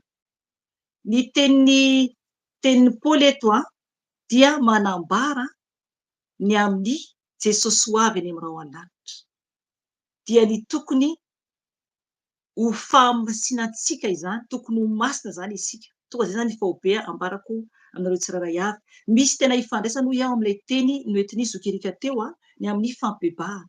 Tena hoe isika ve tena efa miomana eo amin'ny Jesosy satria ho avy ny fotoana ialantsika ety. Ry havana tsy maintsy ho tonga izany. Zao tsika zao afaka miaraka mivoretontsika mihaino ten'Andriamanitra, mivavaka, mibebaka, nefa rehefa avy eo tsy aiza zavatra iseho amin'ny tsiraray avy. Tsy aiza zavatra iseho. Mety misy ny ho faty, mety ho hisy ny lasa lavitra dia tsy afaka intsony ten'Andriamanitra. Fa isika zao mbola misy ny fotoana ahafahantsika mihaino ten'Andriamanitra. Tokony hiomana isika zany tena hoe hitandrina mafy dia mafy. Satria tampoka dia miala ety ambony tany isika, tena tampoka. Nefa rehefa hiala ety isika dia ho aiza ny fanahintsika rehefa hiala ety isika. Raisintsika ny ten'Andriamanitra dia ho vakiantsika manoto zany io Tesalonianina voalohany toko faha-4. Dia miangavy ianao tena hiaino tsara zany ilay ten'Andriamanitra mba ho moramora aminao ny andraisanao an'ilay teny zany rehefa avy eo. Vakiantsika ny teny amin'ny anaran'i Jesosy Tompo. Tesalonianina voalohany toko faha-4. Ny titra ato amin'ny baiboliko dia manambara hoe ny tena ilain'Andriamanitra dia ny hanamasinana anareo. Izany ny titra ato. Vakiantsika ny teny amin'ny anaran'i Jesosy Tompo. Farany ry rahalahy, ry rahavavy, ry ranadahy dia mangataka aminareo sy mananatra anareo ao amin'ny Jesosy Tompo izahay, mba ho araka izay nampianarinay anareo no fandehananareo, mba hankasitrahan'Andriamanitra koa arakaraka ny andehananareo ihany no hitomboanareo bebe kokoa. Fa fantatrareo ny didy nomenay anareo avy tamin'i Jesosy Tompo. Fa izao no sitrapon'Andriamanitra dia ny hanamasinana anareo ka hifadianareo ny fijangajangana, mba samy ahafantatra izay ahazahoanareo vady amin'ny fahamasinana sy ny voninahitra ianareo, tsy amin'ny filana fotsiny tahaka ny jentilisa izay tsy mahalala an'Andriamanitra. Aoka tsy hisy anao saina hifetsy ny rahalainy amin'izany raharaha izany, fa ny Tompo no mpamaly ny amin'izany zavatra rehetra izany, toy ny nolazainay sy nambaranay taminareo ihany. Fa tsy niantso antsika ho amin'ny fahalotoana Andriamanitra, fa amin'ny fahamasinana. Koa izay mandà dia tsy olona no laviny fa Andriamanitra izay manome anareo ny fanahiny masina. Fa ny amin'ny fankatiavan'ny mpirahalahy, mpirahavavy, mpianadahy dia tsy misy tokony ho soratako aminareo, satria ny tenanareo dia ampianarin'Andriamanitra hifankatia. Fa manao izany ihany ianareo amin'ny rahalahy, rahavavy, mpianadahy rehetra manerana any Makedonia. Nefa mananatra anareo ihany izahay, ry rahalahy, ry rahavavy, ry ranadahy, mba hitombo bebe kokoa ianareo, ary mba ho kendrenareo ny ho tafatoetra tsara sy hitandrina ny rarahanareo, ary hiasa amin'ny tananareo araka izay nandidianay anareo, mba andehananareo amin'izay fitondrantena mahamendrika amin'ny eo ivelany, ka tsy hiankina na amin'iza na amin'ny iza ianareo. Misy titra eto alohan'ny 7:20 dia hoe ny amin'izay efa nodimandry. Fa tsy tianay tsy ho fantatrareo ry rahalahy, rahavavy, ranadahy, ny amin'izay efa nodimandry mba tsy alelovanareo tahaka ny sasany izay tsy manana fanantenana. fa raha inoantsika fa efa maty Jesosy sady efa nitsangana indray dia toy izany koa no hitondran'Andriamanitra izay efa nodimandry tao amin'ny Jesosy hiaraka aminy. Fa izao no lazainay aminareo amin'ny tenin'ny Tompo. Isika izay velona ka mbola ho eo amin'ny andro ihavian'ny Tompo dia tsy mba hialoha izay efa nodimandry tsy akory. Fa ny Tompo izy tenany no idina avy any an-danitra miaraka amin'ny baiko sy ny feon'ny arkanjely ary ny trompetran'Andriamanitra koa izay maty ao amin'i Kristy no hitsangana aloha. Ary rehefa afaka izany dia isika izay velona ka mbola eo ka isika ary rehefa afaka izany dia isika izay velona ka mbola ho eo no ankarina hiaraka amin'ireo hoeny amin'ny rahona hitsena ny Tompo any amin'ny habakabaka. Dia ho any amin'ny Tompo mandrakariva isika koa dia mifampionoana ianareo amin'ireo teny ireo. Amen. Lavalava le teny fa tsy ho raisintsika tsikelikely akory fa manomboka amin'ny 7:12 eo tena ho raisintsika zany eo. Fa le ty alozany ho azavaiko fo ihany satria iraisintsika ihany koa ny ao amin'ny alozany. Eto zany i Paoly dia mampahery ireo rahalahiny ara-panahy. Eo ihany koa zany ny amin'ny anabavy sy ny rahavavy zany amin'ny Tompo zany amin'ireo fotoanareo. Marina fa tsy voasoratra ato ny hoe rahavavy na ranadahy fa izahako mamaky ny teny ho anareo no mahatonga an'izany teny izany. Mba andraisanareo le teny izany hoe ho antsika ne io teny io, ho antsika io teny io. Ry havana, eto zany ny ten'Andriamanitra dia mampafantatra antsika fa mila zany isika miomana ho any an-danitra raha ho tafiditra ny lanitra. Raha ho tafiditra ny lanitra. Satria tsy maintsy hiala ity isika. Mila isika tena tsy mifikitra amin'ity tany ity. Satria vetivety dia miala ity na isika. Vetivety dia vita ny andalovantsika ity. Ao amin'ny bokin'ny Petera faharoa alohan'izany indray ny teny dia misy teny toy izao. Petera faharoa 7:9 andao nefa vakiantsika aloha io hoe Petera faharoa 7:9 dia mivaky toy izao amin'anana Jesosy Tompo hoe nefa ry malala izao zavatra iray loha izao no aoka tsy ho adinoinareo. Ny indray andro amin'ny Tompo dia toy ny arivo-taona ary ny arivo-taona dia toy ny indray andro.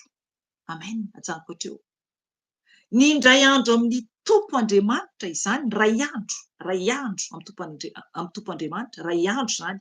Ohatrany hoe manomboka maraina zany dia ray andro amintsika zany. 24 heures zany. Dia toy ny arivo-taona zany amintsika olombelona.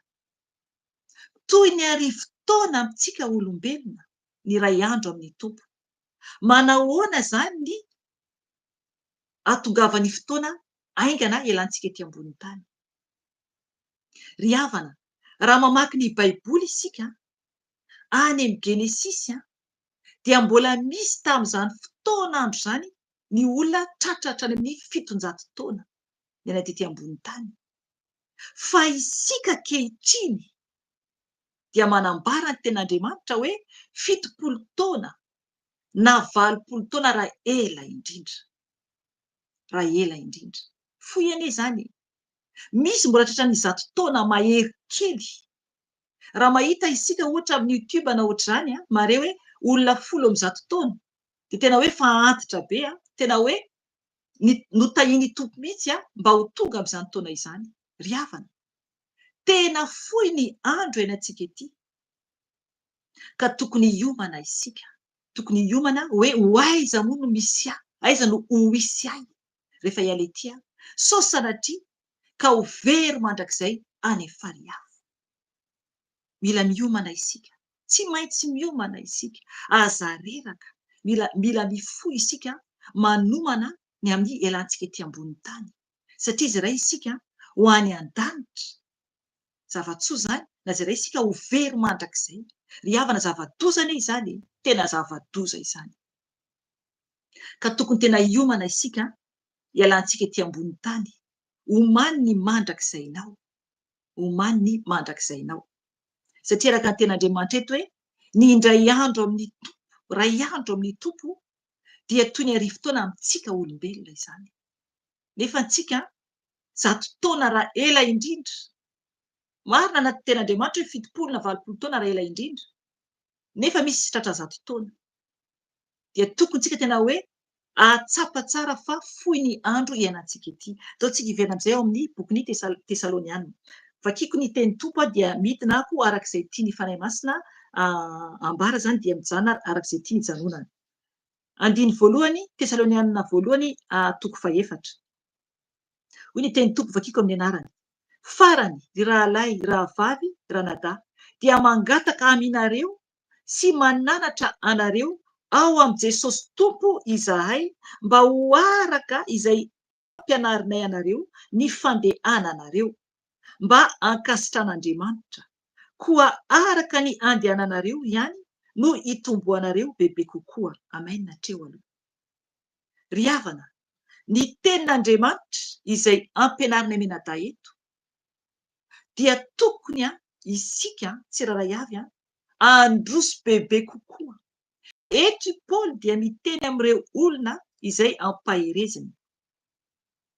Arakaraky ny andehananao, araky ny tenin'Andriamanitra izay henonao eto amin'ny afo Jesosy, arakaraka ny anaranao any tompo, fa tsy anaranao anay menadahy akory, fa arakaraka ny anaranao any tompo no ampitombo anao bebe kokoa. Zay le izy. Zany hoe aza miandry fotoana hoe ny asabata ihany no hivavaka ianao, na koa hoe ny alatsinainy alina na larobia alina rehefa miaraka aminay ianao anaty gropy, raha ianao miaraka amin'ny anaty gropy, raha ianareo eto fotsiny amin'ny YouTube eto dia andro fotsiny ny video mivoaka, na koa ny sabata toy izao dia tsy ampy izany.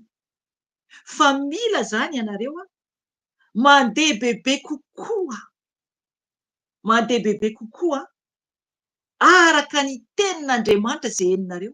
Zany hoe ny fiovana amin'izay tenin'Andriamanitra rehetra heno teto dia tokony pratikena le izy, fa tsy teoria fotsiny. Tsy akory heninao le izy dia vita iny dia ampy izay, fa mila ampiarinao amin'ny tenanao. Dia amin'izay fotoana izay dia hitombo bebe kokoa ianao. Amen. Hitombo bebe kokoa ianao.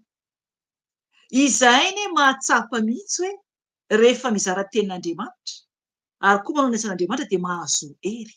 Dia tokony koa ianao ahazo hery koa ianao. Rehefa mivavaka amin'Andriamanitra dia tokony ahazo hery isika.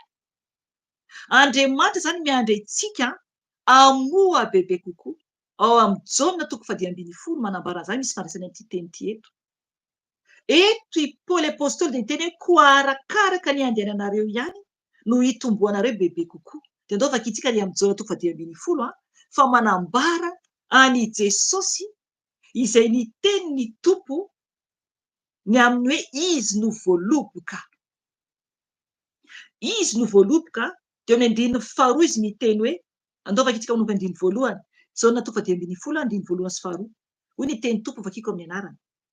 Izaho no tena voaloboka ary ny raiko no mpamboly. Ny sampany rehetra eo amiko izay tsy mamoa dia esoriny, fa ny sampany rehetra izay mamoa kosa dia dioviny mba hamoa bebe kokoa. Amen. Zay le izy. Raha ohatra ianao ka mamoa, satria mila mipetaka amin'ny Jesosy isika. Jesosy le voaloboka, tsika le sampany. Raha mamoa isika bebe kokoa, raha mamoa isika bebe kokoa, dia mazava tsara ny teny tompo eto hoe andininy faharoa hoe fa ny sampany rehetra izay mamoa kosa dia dioviny mba hamoa bebe kokoa. Amen. Andriamanitra izany no manadio antsika. Diovin'Andriamanitra isika mba hamoa bebe kokoa ho azy, fa tsy ho an'ny mama Felicia na ho an'ny Zokerika evangelista, tsy ho anay mihitsy anie, fa ho an'Andriamanitra. Izy no manamboatra anao. Izay tsy taka ny fiangonana trano hafa. Misy ny hafa miteny hoe ho an'ny mpitondra fivavahana, tsy atompoko. Tsy atompoko. An Jesosy ny asa. any Jesosy no avy Jesosy, mitona olona zay ho any amin'ny Jesosy fa tsy ho any amenada eto akory. Mitaonareo zay ho any an-danitra anatina ny ray. Nanaiky zay hoiraky Jesosy, hoiraky ny tompo. Dia mitondra anareo any amin'ny Jesosy fa tsy ho anay, fa ho any tompo. Izay le tenin'Andriamanitra eto manamarina fa izao hoe ny Jesosy no voaloboka. Iza voaloboka, Jesosy no voaloboka, ary ny raiko no mpamboly, Andriamanitra no mpamboly. Dia teneny hoe ny sampandrehetra eo amiko izay tsy mamoa dia esoriny. Hitanareo zany? Misy ho alany tompo, misy ho alany ray. Ny ray mihitsy no manala. Hitany tsina anatin'ny fony tsirairay avy dia tsoahany ray, alany, tapahany izany satria tsy mamoa. Fa hoy kosa nefa izy hoe fa ny sampandrehetra izay mamoa kosa dia dioviny mba hamoa bebe kokoa. Amen. Tsara be ny tenin'Andriamanitra. Verontsika ary amin'ny Tesaloniana voalohany teo. Eto zany ny tenin'ny Paoly apôstôly dia niteny izy hoe ko arakaraky ny andehananareo ihany no hitomboanareo bebe kokoa. Amen. Zay zany le izy. Arakaraky ny andehanantsika ao amin'ny tompo no ampamoa antsika bebe kokoa satria ny ray amin'io no anadio antsika. Izy manadio antsika, anavao antsika. Araka ny amin'ny fampebahana eto Zokerika teo dia anova mihitsy izy amin'ilay saina. Anova mihitsy amin'ilay aza manaraka amin'ny fanao izao tontolo izao. Fa miova amin'ny fanavaozan'ny saina. Ny ray no manova ny sainao hoe aza manao an'izao tsony. Aza manao izao tsony. Zay le fanahy masina dia ovain'ny ray. Izy no manova antsika tanteraka mba adio azy. Ahoana moa le madio azy? Adio an'Andriamanitra. Ina zavatra iseho izantsika ny tenin'Andriamanitra. Andiny faharoa atao amin'ny Tesaloniana toko faefatra, Tesaloniana voalohany. Fa fantatrareo ny didy nomenay anareo avy tamin'i Jesosy Tompo. Dia enoy tsara andiny fahatelo hoe fa izao no sitrapon'Andriamanitra dia ny hanamasinana anareo ka ifadianareo ny fijangajangana. Amen. Hitanareo zany? Ny sitrapon'Andriamanitra dia ny hanamasinana antsika.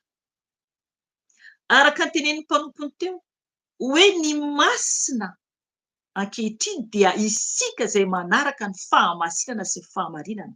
Azo atao mihitsy ny miteny hoe eny, mitana fahamasinako ao amin'ny tompo aho. Ny velona no ambara hoe masina, olona masin'Andriamanitra. Rehefa manaraka ny tenin'ny tompo araka ny teneny eto. Fa ny maty tsy azo atao tsony hoe olona masina, olona efa maty. Tsy azo atao an'izany. I Paoly miteny eto fa ny fahamasinantsika izany. Isika masina no ilain'Andriamanitra. Satria ny tompo Andriamanitra mihitsy izy mihitsy any amin'ny bokin'ny Levitikosy 7:10, 2:1 no naniraka mihitsy Andriamanitra ny teny tamin'ny Mosesy, hiteny amin'ireo zanak'Israely hoe ndaovaka itsika ihany Levitikosy 7:10, 2:1-2. Hoy ny teny tompo vakiko amin'ny anarany. Ary ny tompo niteny tamin'ny Mosesy hoe mitenena amin'ny fiangonana manontolo dia ny zanak'Israely hoe aoka ho masina ianareo satria masina ao tompo Andriamanitrareo. Amen. Hitanareo zany? Ny tompo zany no naniraka ny Mosesy hiteny amin'ny fiangonana manontolo hoe aoka ho masina ianareo satria masina ao tompo Andriamanitrareo. Amen. Tsy niteny Andriamanitra tamin'ny Mosesy ndana miteny amin'ny maty. Ireo zanak'Israely velona no nitenenan'ny tompo eto. Isika velona zany no didiny ho masina didin'Andriamanitra io. Didin'Andriamanitra ny amin'ny fahamasinantsika anatiny sy ivelany. Anatiny sy ivelany.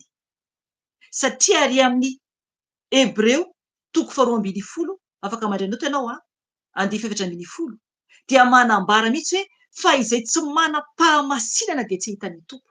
Hebreo 12:14.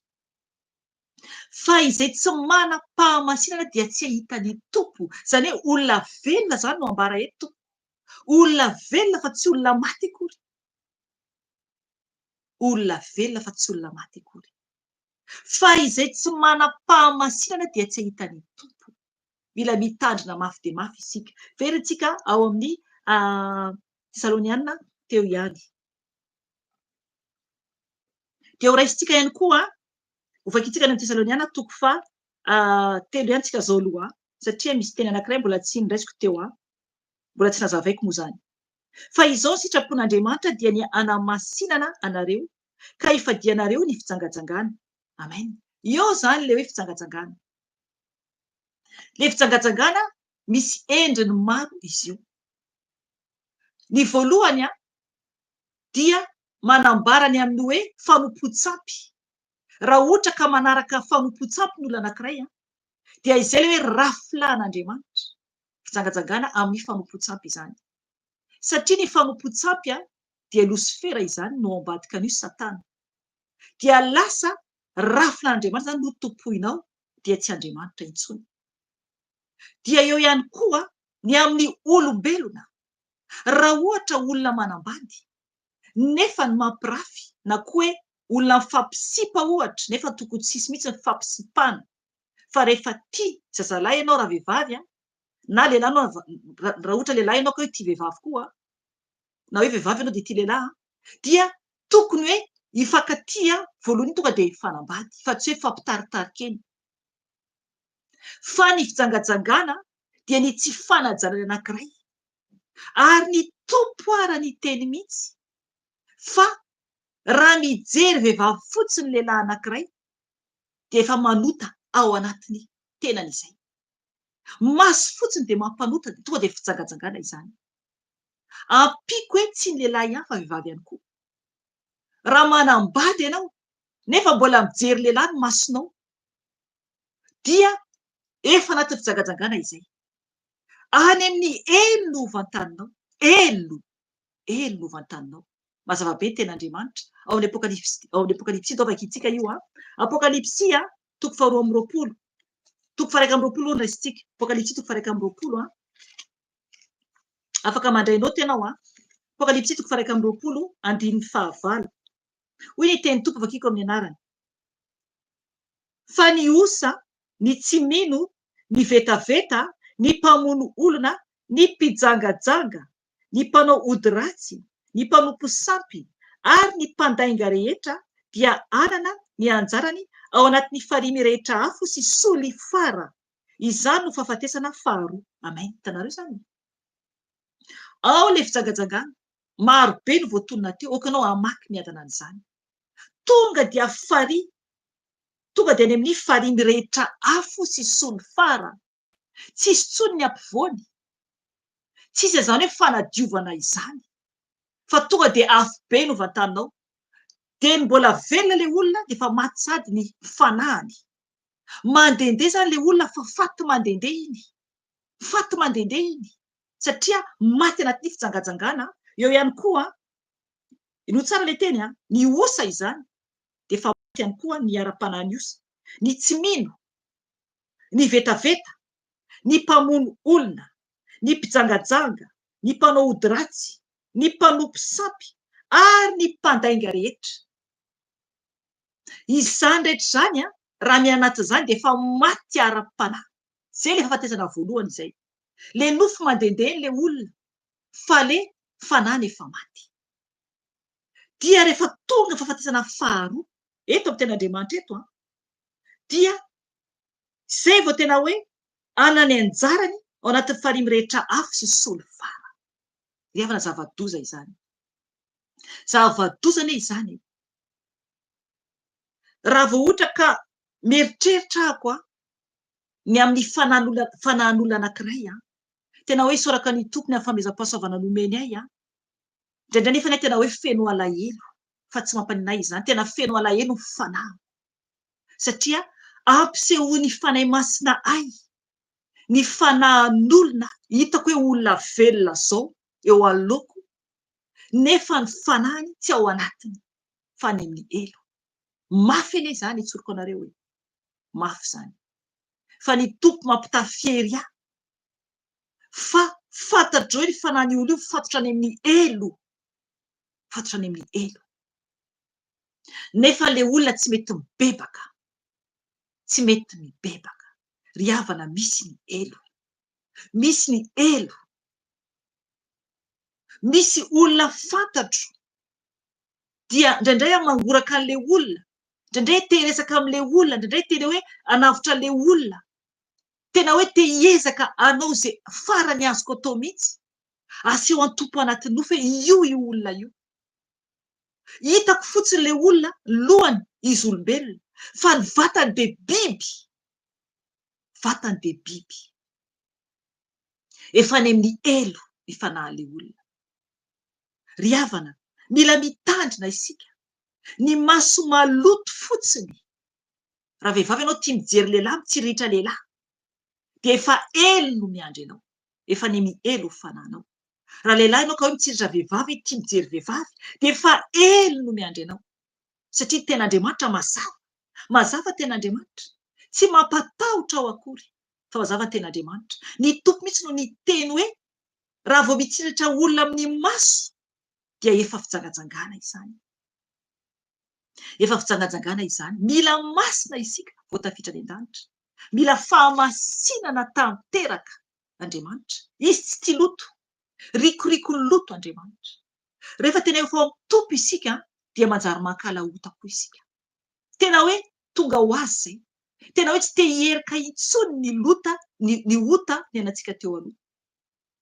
Loto avokoa izany rehetra izany eo amasontsika. Zay le hoe efa ao amintsika ny fanan'Andriamanitra. Rehefa feno fanahy isika tsy mety tsoka zavatra hoe maloto. Zay le fanan'Andriamanitra ao anatintsika. Fa raha mbola misy zavatra maloto anaty saintsika, mibeba. Mibeba fa mbola ao zay ny fahavalo. Mbola ao zay ny fahavalo. Zay mahatonga hoe mandroaka devoly. Mila tena hoe mijoro tsara isika. Resatsika ny ten'Andriamanitra. Tesaloniana voalohany toko 4 ho an'izay vao niditra dia amin'ny andininy 4 isika izao. Mba samy hafantatra izay ahazoanareo vady amin'ny fahamasinana sy ny voninahitra ianareo. Hatreo aloha. Eto zany i Paoly dia miteny amin'ireo lehilahy izay tokony hanambady. Satria ao misy jangajanga maloto saina sy amin'ny fijangajangana. Io le zava-doza amin'ny fiangonana manakana ny lehilahy tsy hanambady. Fijangajangana marikoriko raha mahita reo aty ampitan-dranomasina na koa any Madagasikara. Voasakana mihitsy hoe tsy azo manambady ny lehilahy. Dia zareo zavatra misy. Pédophile, zava-doza, tena hoe zavatra marikoriko, contraire mihitsy ny tenin'Andriamanitra. Satria manakana ny tenin'Andriamanitra. Mamadika izany amin'ny zavatra ratsy. Andriamanitra namorona ny Adama dia avy eo izy namorona ny Eva, vehivavy. Nataon'Andriamanitra lahy dia nasiany vavy roa ny foroniny. Tsy namorona izy hoe lahy ro lahy sanatria na hoe roa vavy, fa lehilahy dia vehivavy. Nefa ny ahoana ny fiangonana misy manakana ny amin'ny hoe tsy mahazo manambady. Zay le fijangajangana tenenin'i Paoly eto. Satria hainao tsara ny teny, raisy tsara le teny, sokafo ny masom-panahinao. Averiko amin'ny andininy 7 dia hainao tsara tompoko, fa toizako le verset dia hainao tsara hoe zay ty mama Felicia ambara. Fa izao sitrapon'Andriamanitra dia ny hanamasinana anareo ka hifadianareo ny fijangajangana, mba samy hafantatra izay azahoanareo vady amin'ny fahamasinana sy ny voninahitra ianareo, tsy amin'ny filana fotsiny tahaka ny jetilisa izay tsy mahalala an'Andriamanitra. Aoka tsisy anao saina hifetsy ny rahalainy amin'izany raharaha izany, fa ny tompo no mpamaly ny amin'izany zavatra rehetra izany, toy ny nolazainay sy nambaranay taminareo ihany. Fa tsy niantso antsika ho amin'ny fahalotona Andriamanitra, fa amin'ny fahamasinana. Koa izay manda dia tsy olona no laviny, fa Andriamanitra izay manome anareo ny fanainy masina. Amen. Hitanareo izany? Mazava tsara le izy. Izay manda an'io, satria fahamasinana io dia tsy olona no laviny, fa Andriamanitra no laviny. Izany hoe izay manda ny amin'ny tsy anekeny lehilahy hanambady. dia nefa jerevy zavatra miseho fijangajangana zavatra maloto no henan'izy ireo ary mampijaly olona maro. Firy ny olona tia ampitan-dranomasina masamy joro manao témoignage ny amin'ny abus mahazo an'izy ireo na raha rotina mpitondra fivavahana nefa tsy mpitondra fivavahana akory izany atren'Andriamanitra fa sandoka misy tena potika fiainana, misy olona efa betona manao témoignage na raha rotina hoe mpitondra fivavahana nandritry ny fahazazany hatramin'ny 5 taona, potika ny fiainany, misy ny efa suicide namono tena. Ry havana mifoaza ianao raha mbola anatin'ny fiangonana toy izany. Tsy akasitran'Andriamanitra izany, tsy akasitran'Andriamanitra izany, tsisy any tompo ao, tsisy any tompo ao. Raha tsy mino anao dia mandoleva manontany an Jesosy, antaneo any tompo hoe ambarao a Jesosy ampairasim-panahy fa ho aseho any tompo anao. Raha mangetaeta mafy ianao dia aseho any tompo anao ny fahamarinana. Raha te ahita lala marina ianao dia aseho any ianao, aseho any ianao. Amen. 5 isika izao. Fa ny amin'ny fankatiavan'ny pralahy, pravavy, mpianadahy dia tsy misy tokony ho soratako aminareo satria ny tenanareo dia ampianarin'Andriamanitra hifankatia. Ry havana, mila isika mifankatia. Tokony isika ahay hifankatia taka ny fitiavan'ny tompo antsika. Ny olona tsy manam-pitiavana dia misy fahavalo zay ao anatiny satria Satana dia pankahala, Losifera dia pankahala. Ry havana, zava-dozany ny mahita olona atao délivrance dia mahare any Losifera ao anatiny miteny tena hoe ny fakana ny antsika olombelona tena grave be. Ahalany eny antsika, tena ahalany eny antsika, ahalany isika. Raha ny teny rehetra izay nambarany rehefa ohatra manao délivrance, mariny tsy voateny akory fa tena ahalany Losifera isika. Ka ahoana raha hoe tonga any amin'ny elo? Raha tonga any amin'ny elo, ry havana, mila mitandrina isika, tena ahalany fahavalo isika. Efa nanao témoignage teto, efa ela be, tanatin'ny nofy hitako izany Satana tanatin'ny nofy satria misy samy manana ny endriny mantsy izy ireo. Dia hitako izy mamindra ety ambony tany, afo mihitsy ny manodidina azy zany, fa ny fijeriny dia tena feno fahankalana antsika zanak'olombelona, tena fijery fahatezerana faharatsiana. Raha nahita olona ianao alohanao, olona tezitra aminao, raha mijery tezitra aminao zany le olona, raha manao fijery tezitra aminao zany le olona, atao fois 1000 izany na plus ary. Ohatr'izany ny fijery fahavalo. Olona tezitra aminao mijery anao, tena kely zany eo anatrehany Satana mijery anao amin'ny fahatezerana. Ry havana, tsy ho zakantsika raha verany amin'ny elo isika. Tsy ho zakantsika ny elo tompo. Mifoaza dia mbola misy ny fotoana.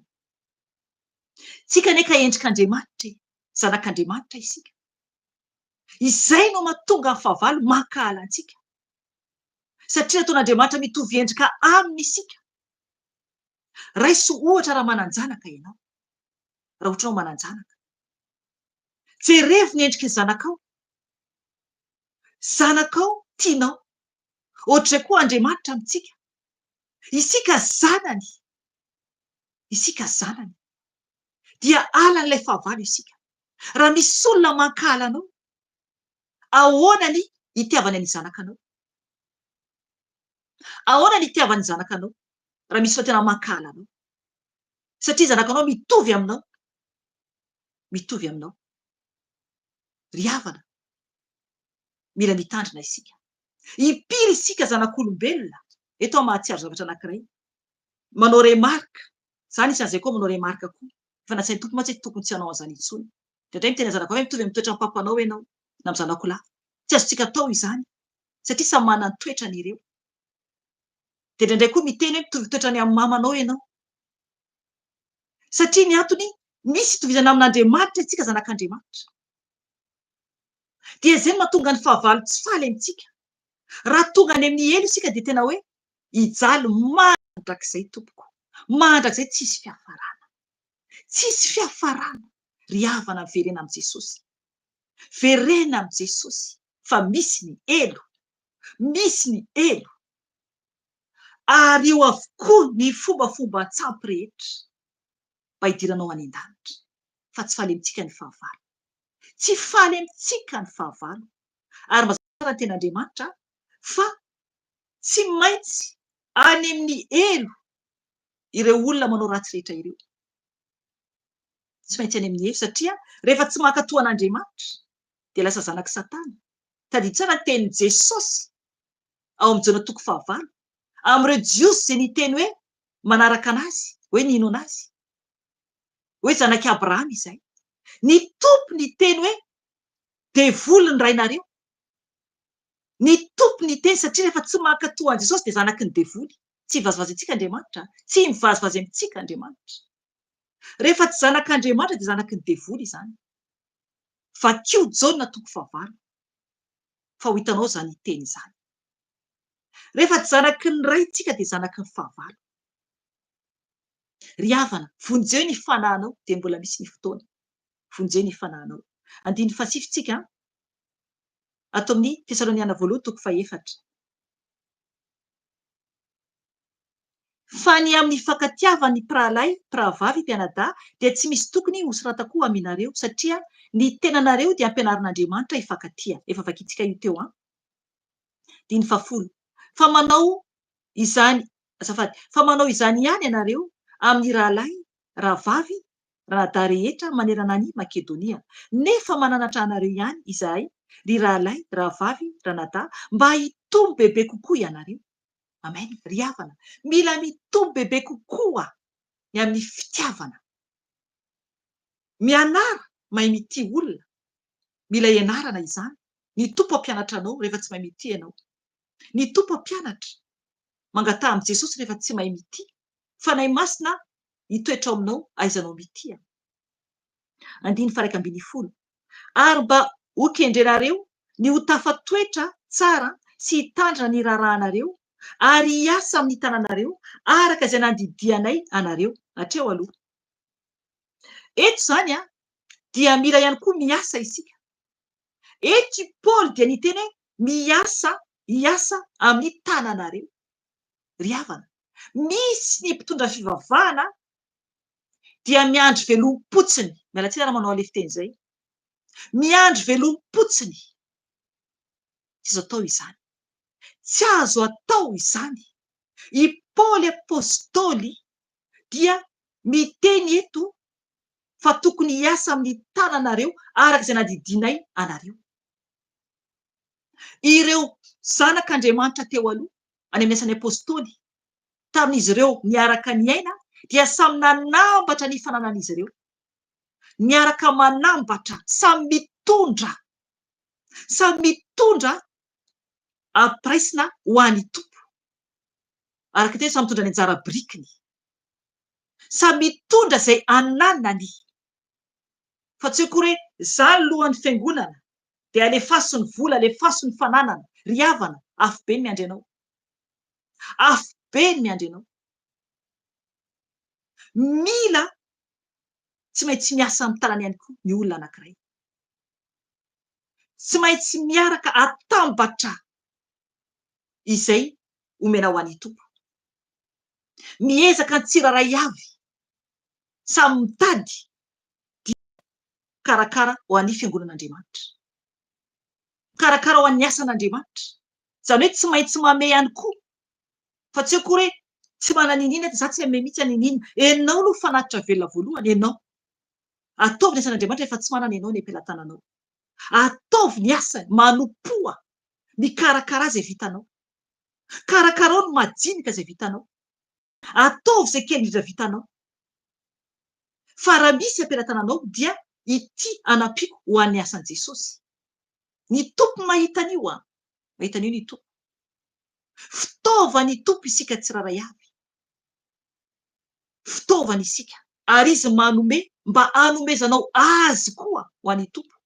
Fa tsy ho an'ilay hoe mpitondra fiangonana dia velomina mihitsy veloma tanteraka dia hoe alefaso fa folo-karena alefaso ny rakitra dia veloma mihitsy ilay mpitondra fiangonana ry havana tsy izany tsy izany afo be no miandry afo be no miandry raha toy izany lalana ataonao raha mpitondra fivavahana ianao ato tsy eken'Andriamanitra izany mazava tsara ny tenin'ny Paoly eto hoe ary asa amin'ny tananareo araka izay nandidianay anareo tsy maintsy miasa manome ho an'ny tompo ihany koa.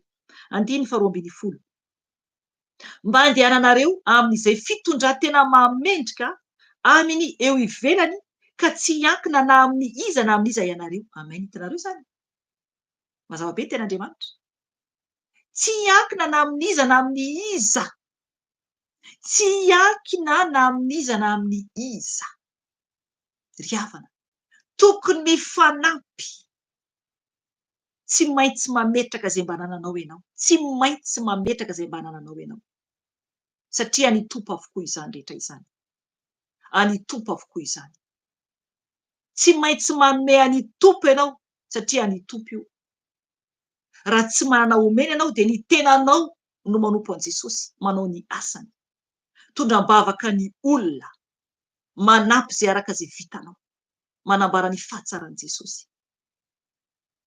Amen. 9:13 isika izao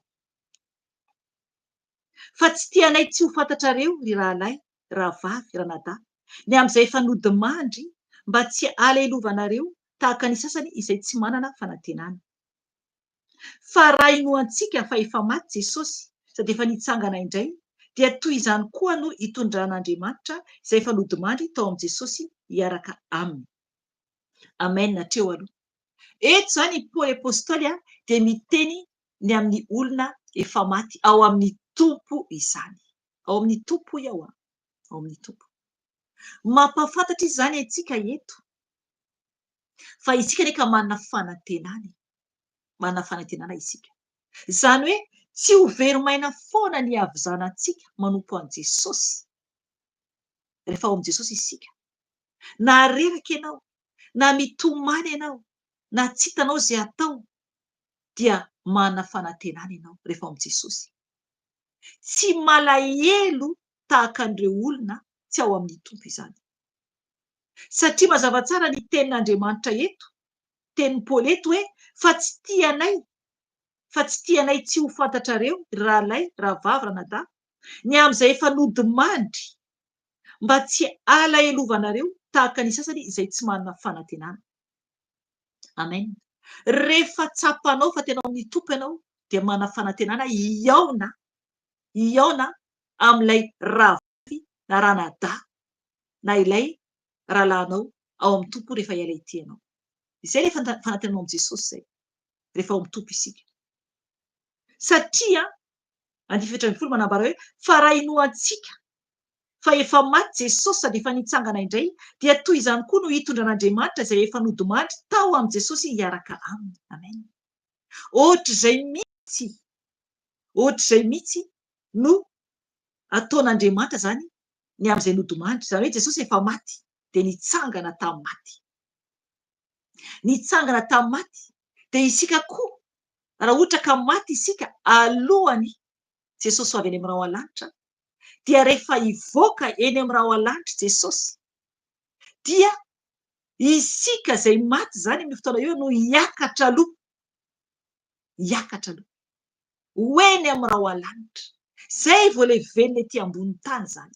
Ndao ny vakiantsika izay teny izay enohy tsara ny teny vao vakiako 9:12 fa izao no lazainay aminareo amin'ny tenin'ny tompo isika izay velona ka mbola ho eo amin'ny andro iavian'ny tompo dia tsy mba hialoha izay efa nodimandry tsy akory fa ny tompo izy terany no idina avy any an-danitra miaraka amin'ny baiko sy ny feona arkanjely ary ny tropetra'Andriamanitra koa izay maty ao amin'ny Kristy no hitsangana aloha. Hitanareo izay. Amen. Hatreo aloha.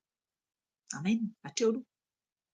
Eo zany le izy ny tompo iseho eny amin'ny rao alanitra.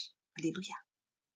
Iseho eny amin'ny habakabaka ny tompo oka vakianao koa ny amin'ny Matthieu 24 any 27 any ho any 17 any ho any amin'ny anjely zany amin'ny evian'i Jesosy eny amin'ny raha alanitra.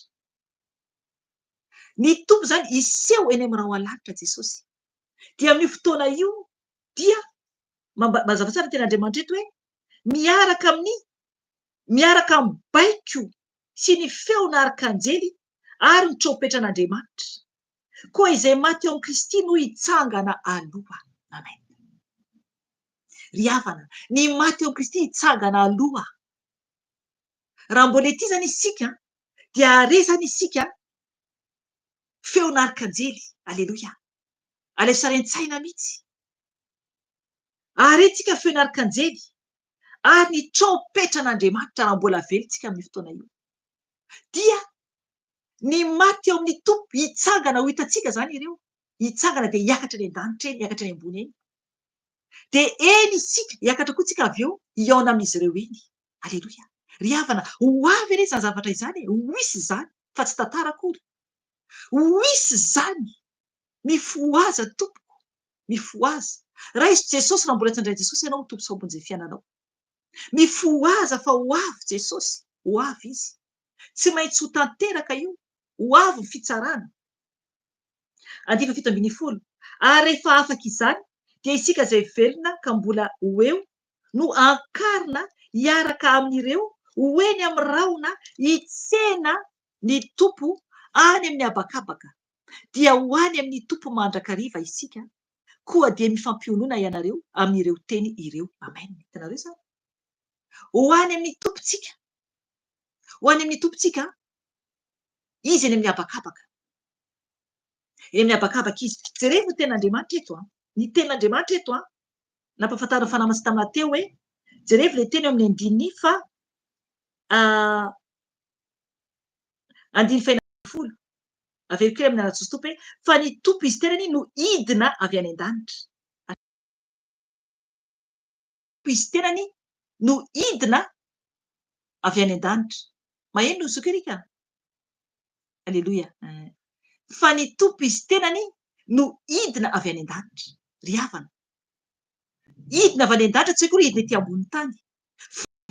Ho eo amin'ny habakabaka. Satria Andriamanitra any ambony indrindra izy. Any ambony indrindra izy. Ry havana. Eo amin'ny lanitra eo amin'ny premier ciel, eo amin'ny deuxième ciel eo ny devoly. Eo devoly eo.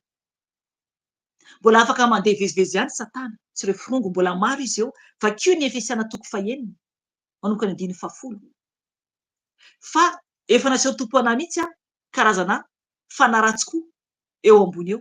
Efa nisy naseho any anaty teo ambony teo zany. Ary eo amin'io ambony io ilay heriny mpanjakan'izao fahamazinana izao. Ry havana, iseho ny tompo eo amin'ny habakabaka. Zany hoe idina avy any an-danitra izy. Idina izy avy any amin'ny plasy teny ambony any. Dia ho tonga izy eo amin'ny habakabaka. Ny habakabaka moa, aiza moa ilay habakabaka? Any amin'ny Genesisy. Ok, ianao hamaky ny ten'Andriamanitra. Mila antsika mahita ten'Andriamanitra mba tsy voafitaka. Ndao vakiantsika kely ilay habakabaka. Genesisy 1:1.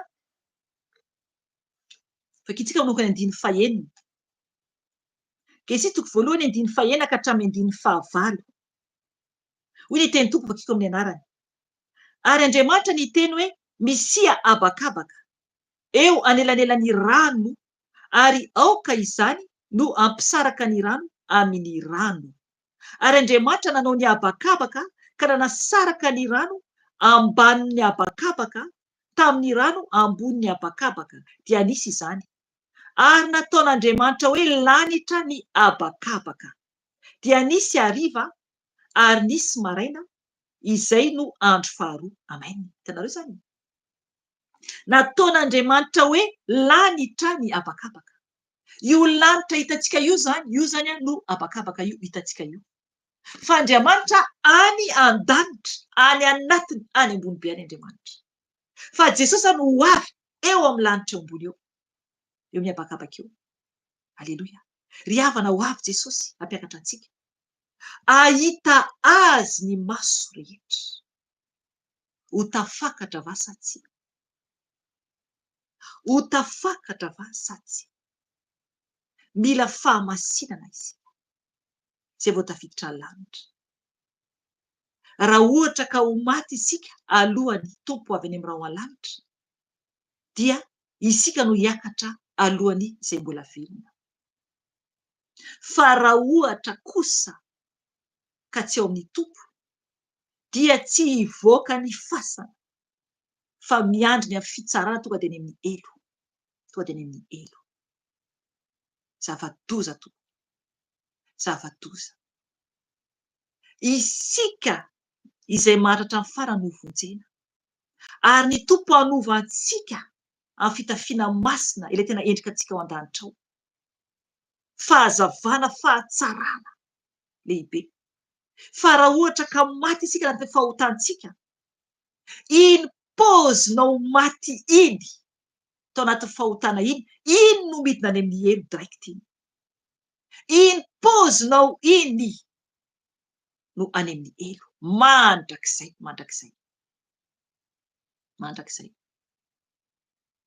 Iny paozinao iny no midina tanteraka any amin'ny elo dia vitatreo mandrakizay. Any kankana tsy mety maty. Any afo tsy mety maty, tsy azo vonoina. Ry havana, misy ny elo. Misy ny elo. Ilafoka anatin'ny kankana va? Ilafoka ao anatin'ny olitra va? Mandrakizay. Aty ary isika amin'izao andro mafana izao moa aty aminay ity, ny poubelle manomboka ireny olitra kely ireny. Marikoriko. Marikoriko. Nefa ny zany any amin'ny elo. Zany any amin'ny elo. Efa nisy témoignage nataoko teto, efa ela, afaka jerenao any raha ohatra mbola tsy hitanao. Tamin'izaho mbola nanao bacolon. Mbola nanao bacolon aho. Heveriko fa hoe nety. Dia niteny tamin'ny tompo hoe Jesosy, mety ve sa tsy? Alina n'iny ihany, ohatrohatr'izay ilay izy. Naseho an-tompo anahy. Ny rantsoko anankiroa, feno olitra kely be dehibe fotsifotsy, tena rikoriko aho. Ary velona daholo ilay izy. Mivoaka amin'ny rantsoko, mivoaka amin'ny rantsoko. Dia foako, dia mivoaka indray velona be dehibe. Foako, dia mivoaka indray velona be dehibe. Ampahafantarin'ny fanahy masina hoe io tongotra io any amin'ny elo. Any amin'ny elo ianao. Any amin'ny elo ianao. Satria bacolon tsy any tompo. Ry havana, nariko. Ny elo dia misy ny elo, ary tsy mety voky ny elo. Ry havana, izay ny ten'Andriamanitra an'io, satry foana ny hanohy. Satry foana, satria mampahery, satria te hiditra any an-danitra isika. Te hiditra any an-danitra. Fa hoaka isika tompo tena hitandrina mafy dia mafy. Raha izy Jesosy ho tompo sy mpamonjy ny fiainanao, aza atao sangisanginy io avinao. Elao avokoa ny artifisiel rehetra ety ambony tany. Zavatra sandoka anie ireny, sandoka ireny. Sandoka tanteraka. Ry havana, izaho taloha dia tena hoe nandany fotoana amin'ny zavatry ny tany. Nandany fotoana zavatry ny tany.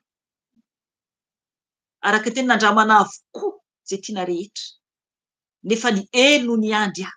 Raha maty tamin'izany tonga dia nivantana any amin'ny elo. Nivantana tany amin'ny elo. Ka miverena aingana dia mbola miantso Jesosy. Tianao Jesosy. Oko tsapantsika fa tsy mivazivazy amintsika Andriamanitra. Tsy mivazivazy amintsika Andriamanitra. Na hoe Andriamanitra fitiavana izy. Rehefa tsy azy dia azy Satana. Tsisy mihitsy hoe tia tian'Andriamanitra kokoa. Na hoe tia zanakavaviny preferehany. Tsy tompoko. Na hoe zanakalahiny preferehany. Tsy tompoko. Tsisy an'izany antren'Andriamanitra. Tiany avokoa ny asan'ny tanany. Tsisy ambony sy ambany. Fa tiany avokoa. Tiany avokoa. Mitovy avokoa ny fitiavana antsika tsiraray avy. Fa ny asa no samy manana ny azy. Aza mihaino olona mihitsy miteny hoe izahako mahita reren'i Jesosy ahako dia izany no mitondra ny hafatra mankany amin'i Jesosy. Ry havana. Aiza anaty baiboly misy an'izany? Na misy ary hoe mpaminany. amen, alleloia, maheno azafady efa lava be de tafaka kely izy mialatsiny a na misy raha hoe palany na misy raha hoe bishop na misy raha hoe pasteur tsy hoaiko roe na mahita ny tompo ara raisiko ohatra za na de hoe mpaminany ary ahako maro ho fagagana sy ny tompo taminahako sy zavatra natao tamin'ny fiainako tsy hoe kory hoe za ihany no manana zay plasy zay ka hoe za ihany no afaka hoe any an-danitra hoe tsy maintsy mihaino zay teneniko nareo tsy atompoko mitovy avokoa tsika rehetra mitovy avokoa afaka koa ianao mitady bebe kokoa an' Jesosy arakaraka tadiavanao azy bebe kokoa no isehony voninahiny koa amin'ny fiainanao tsy maintsy misy ezaka ataonao koa ao tsy maintsy misy ezaka ny tompo tadintsika anatona azy bebe kokoa arakaraka ny tadiavanao azy bebe kokoa no ampitombony Andriamanitra anao araka ny teny teo Andriamanitra no mampitombo ry havana matony za tonga am'izao toerana izao de noho ny fitadiavako an' Jesosy bebe kokoa e zay ny lakile ambarako anao zay ny lakile mila manatona tombo bebe kokoa ianao nefa ny hoe tonga de miteny hoe tsy hoe voatery ho mpaminany ianao mialatsiny ny tompo no manana ny plasy misy ianao so mantsy de hoe teny zay ma mahafelisy ampaminany de ho lasa mpaminany koa raha izay de lainga satria ny antony ny tompo no malala izy no manokana fa ny fanatonanao an' Jesosy bebe kokoa no ahitanao anazy bebe kokoa zany hoe vavaka aminy ianao dia manakaiky anazy bebe kokoa de eo aminazy bebe kokoa ianao amin'ny ara-panahy izany azo nofy ianao ampitandrina anao izy ry havana tiantsika ny tompo miova ataovy taka ny fianan-danitra sady fiainanao ty ambony tany de ho hitanao fa iova ianao tsy maintsy mandeha amin'ny lalana tery isika lalana tery aza mieritratra mihitsy hoe ilamy amin'ny fiainana rehefa ao am' Jesosy a sarotra ny lalana ady foana 24/24 atsoroko aminao ady foana 24/24 ady foana ny tompo mampafantatra zavatra maro indray tonga de miteny hoe manaovanao délivrance voatsela koa zay 2-3 jours teo eo a ny zavatra zay a hitako zany a de natory ahako nasehon'ny tompo fahitana de voatsela teo anio zany a no namena taminahy fanahy masina hoe ianao hoe tokony androka devoly e tanareo zay le izy satria tanatin'ny nofy nasehony anahy anatin'ny fahitana de izy fanahy masina miantso anahy hoe za teo voatsela teo alohantsika hivavaka hoe tokony roanao iny devoly nampifantariko anao ka zay le izy ady foana 24/24 zany hoe mila tsika miomana foana ho an'ny tompo miomana foana ho an'ny tompo tsy hoe kory hoe anaraka an' Jesosy ho any an-danitra de kamokamo andro aho fa hipetrapetraka tsy atompoko te hitra lanitra mifoaza fa ho sambatra ianao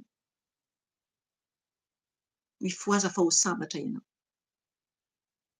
aza atao fotsiny hoe solution Jesosy amin'ny problemanao fa tsy hainao anao akory izy tsy hainao anao ny tompo raha ho ataonao solution amin'ny problema fotsiny Jesosy tonga de tsoroko anao tsy hainao anao Jesosy raha ataonao solution fotsiny amin'ny problemanao satria ny antony izy no mandinika ny fo sy ny vo izy no mandinika ny fo sy ny vo ka raha hoe ity afa misy olana de ho any am' Jesosy anio a de afaka ray roa volana milamina fiainako de hiverina taky teo aloha izay ny ianao fa miandry anao ny afo be Andriamanitra tsy vazivaziana fa zay afafitsika no zinjaintsika Andriamanitra lehibe indrindra io Andriamanitra matahotra io Jesosy io soroko anareo tsara Andriamanitra matahotra io tsy azo vazivaziana io tsy azo vazivaziana io tsy azo vazivaziana ny tompo Andriamanitra mahery tsy azo vazivaziana ionay mila mifo isika zanak'olombelona mila manaja azy isika zanak'olombelona fa zay raintsika ho any an-danitra zay raintsika ho any amin'ny afo be tsisy plasy hafa tsisy ampovoany raha ohatra tsy vonina anaraka azy de aza manandrakandrana aza manandrakandrana fa ny tompony aninditra ny tanany fa okary hiala lavitra anazy toy izay hoe anatona azy nefa ny sangisangy amin'Andriamanitra fa tsarovy tsara raha ohatra hoe lavitra ny tompo dia satana izay no lalaony fanahinao.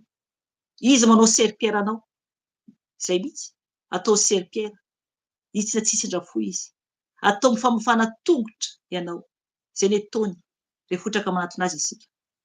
Izay ny ataony satana amintsika mety ho gaga ianao izay ny ataony amintsika ane atao izay tiany atao ho potehiny tsikelikely ho potehiny ny fahasalamana ho potehiny ny asanao ho potehiny ny fiainanao ary any avokoa faranao rehetra ho potehiny ianao mba hoentiny amin'ny elo izay ny anazy potehiny tokantrano potehiny avokoa izay anananao rehetra izay ny satana zay potehiny tokantranonao potehiny zanakanao potehiny tranonao potehiny ny asanao alay ny fanananao alay ny volanao izay ny satana zay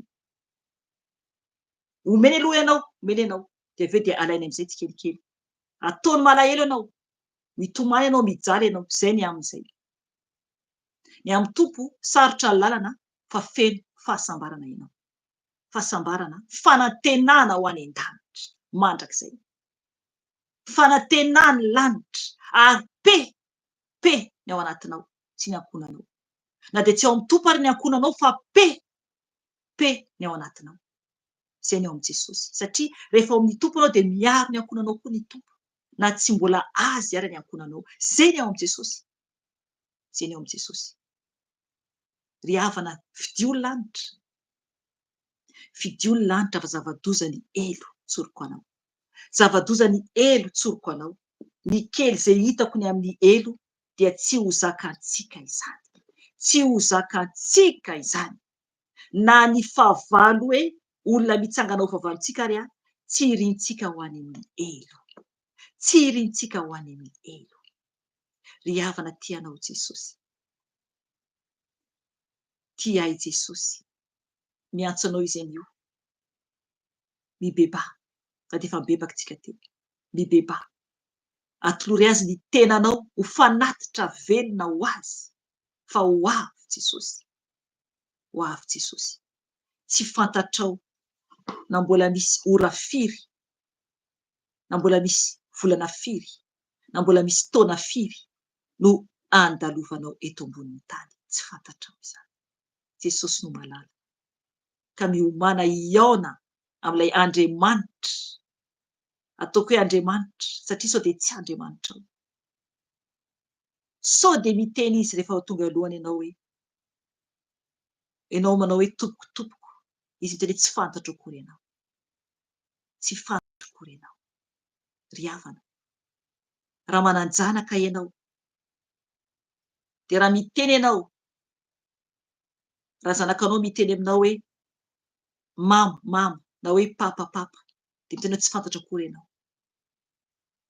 na ianao mihitsy ara miteny amin'ny reny izay niteraka anao na ny ray izay niteraka ny ray izay rainao na lehibe anao miala tsiny amin'izay olona tsy tezana ray aman-dreny fotra hoe olona nitaizanao raisinao toy ny ray aman-dreny ka tenao itia zanakanao itia toy izy maintsy anao hoe tsy fantatra akory ianao ianao amin'io mbola kely tsisy tany ele izy maintsy tsy fantatra akory ianao miala amiko any no isy fikotroa nify hoy ny tompo any amin'ny afo be izany aiza ny tany eleanao ranomaso no voizinao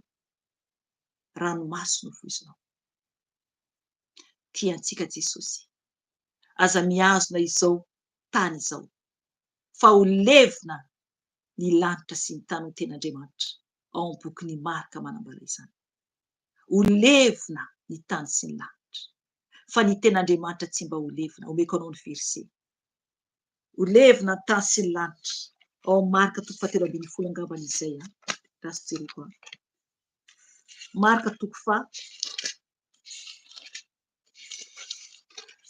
7:20 andiny faraka amin'ny 30 dia hivavaka isika hoy ny teny tompo vakiko amin'ny anarany ny lanitra sy ny tany dia ho levona fa ny teniko dia tsy mba ho levona. Amen. ry havana ho levina ny lanitra sy ny tany fa ny tenin'Andriamanitra tsy mba ho levina hoy Jesosy. Hoy Jesosy. Vonina va ianao hiditra any an-danitra? Bebahy ianao, ovay ny famindra tompoko, ovay ny famindra. Mezaha mitady ny tsara, aza miandro olona, aza manarakolona araka tenen'ny mpanompon'Andriamanitra teo, aza mitoky aman'olona zay teneny teo, aza mitoky amin'olombelona. Ny olombelona va no itokianao? Tsy hoe koa nefa ny hankala olona ianao, mila mitandrina, mila mitandrina. Piraita-po amin'ny tompo, ray aman-dreny amin'ny tompo, fa tsy mitoky, aza mitoky aminay nareo. Fa Jesosy no atokiso. Ny teny tompo arao, fa aza mifikitra aminay olombelona, aza mifikitra aminay menadahy. Fa Jesosy no fikiro, fa ny teny tompo izay omenanareo, na teny fanamasina izay omenanareo, no raiso. Fa ny Jesosy mifikitra. Misy problème tonga dia Jesosy aloha no etsovy. Zay vao miantso Mama Felicia. Zay ilay tao voalohany. Manatona Jesosy aloha zay vao miantso anahy na manoratra amiko. Satria izy aloha ny voalohany. Izy aloha ny voalohany. Satria izy no tokony fikirana voalohany indrindra. Ry havana hivavaka isika. Raha te handray Jesosy tompo sy mpamonjy fiainanao ianao, dia raiso izy ho tompo sy mpamonjy fiainanao. Afaka mandoalika ianao amin'ny toerana izay misy ianao, na oviana no hainonao izao teny izao. Mandoleva dia mibeba dia mangatà famindrapo amin'ny Jesosy, mangatà famindrapo aminy. Sokafo fonao azy, tenena aminy io Jesosy raisiko anao tompo sy mpamonjy ny fiainako manomboka an'io Jesosy hoe te hiditra any an-danitra Jesosy, mibeba, talaova aminy. Izy no mpamonjy, izy no mpamonjy, fa tsy olombelona, izy no mpamonjy. Hivavaka isika tompoko. Jesosy tompo, mankasitraka anao, mideranao Jesosy ny amin'ny fotoana teto. Sotra fanahy masina ny miteny maro izay voateny teto, sotra anao satria ianao tokoa no manovanay, ianao no mampianatra anay, sotra ny amin'ny fampibebahanao anay, sotra ny amin'ny teny fampahelezana nomenao anay. Misaotra anao, mamela anay tsiraray avy ianao, satria tsy matakatra izahay fa ho avy ianao. Variana izahay amin'ity tany ity, impiry izay no variana, impiry. Nefa antongotra ny fotoana. Oh Seigneur, antongotra dia antongotra.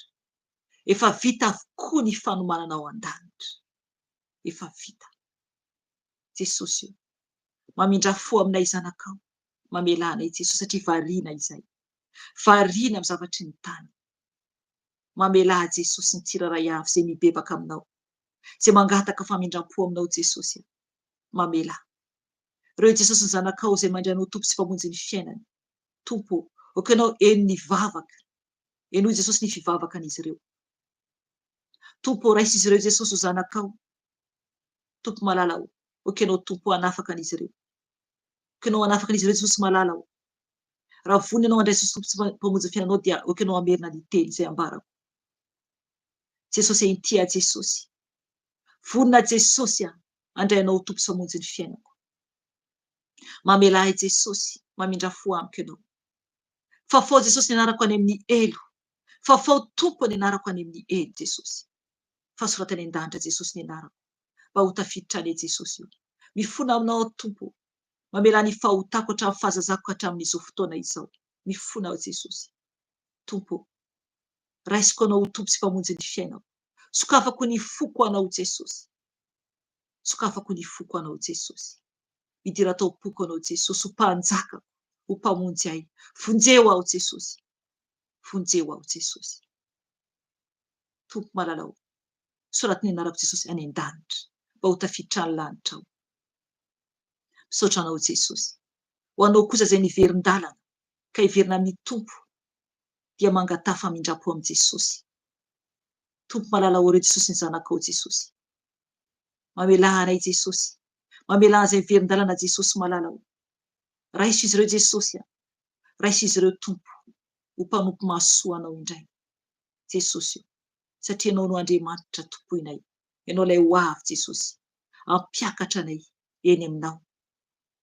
Ampiakatra any an-danitra Jesosy mba ho voavonjy izahay. Tompo malalao. Rehetra izay tompo malalao. Anavao indray ny fahaloran-tena Jesosy. Avaozy ny falorantenanao raha efa zanak'Andriamanitra ianao, mba hanao ny asany, mba hanao ny asany, mba hahafaly ny tompo. Ndretra Jesosy mahalala hanolo tena ho anao Jesosy, hanavao Jesosy falorantena Jesosy hanompo anao Jesosy ity atompo, hanompo anao hatramin'ny farany Jesosy, hankatoanao anao izay tianao Jesosy, ka tany tompo fa tsy mahatana anao, tany fa tsy mahatana anao. Saotra Jesosy amin'ny fotoana teto tompo, saotra ny amin'ny zanakao tsiraray avy, ampaheresy tompony tsiraray avy, tompo sakafo masom-panahy tsiraray avy, avaozy ny tsiraray avy Jesosy, ka misaotra ray ny voninahitra ho anao, ny dera ho anao, mendrika derainy ianao lay masina, masina, masina, tompony izao rehetra izao, eniko voninahitra ao tany rehetra, misaotra anao ray marary. Aleluia, aleluia. Amen. Amen. Ry havana izay ny fotoanantsika anio dia mahireza daholo tompoko dia amin'ny herin'ny indray tsika miona eto raha sitrapon'i Jesosy tompo. Mametraka velominareo izay menadahy dia manaraka indray ny fotoana. Veloma tompoko. Amen.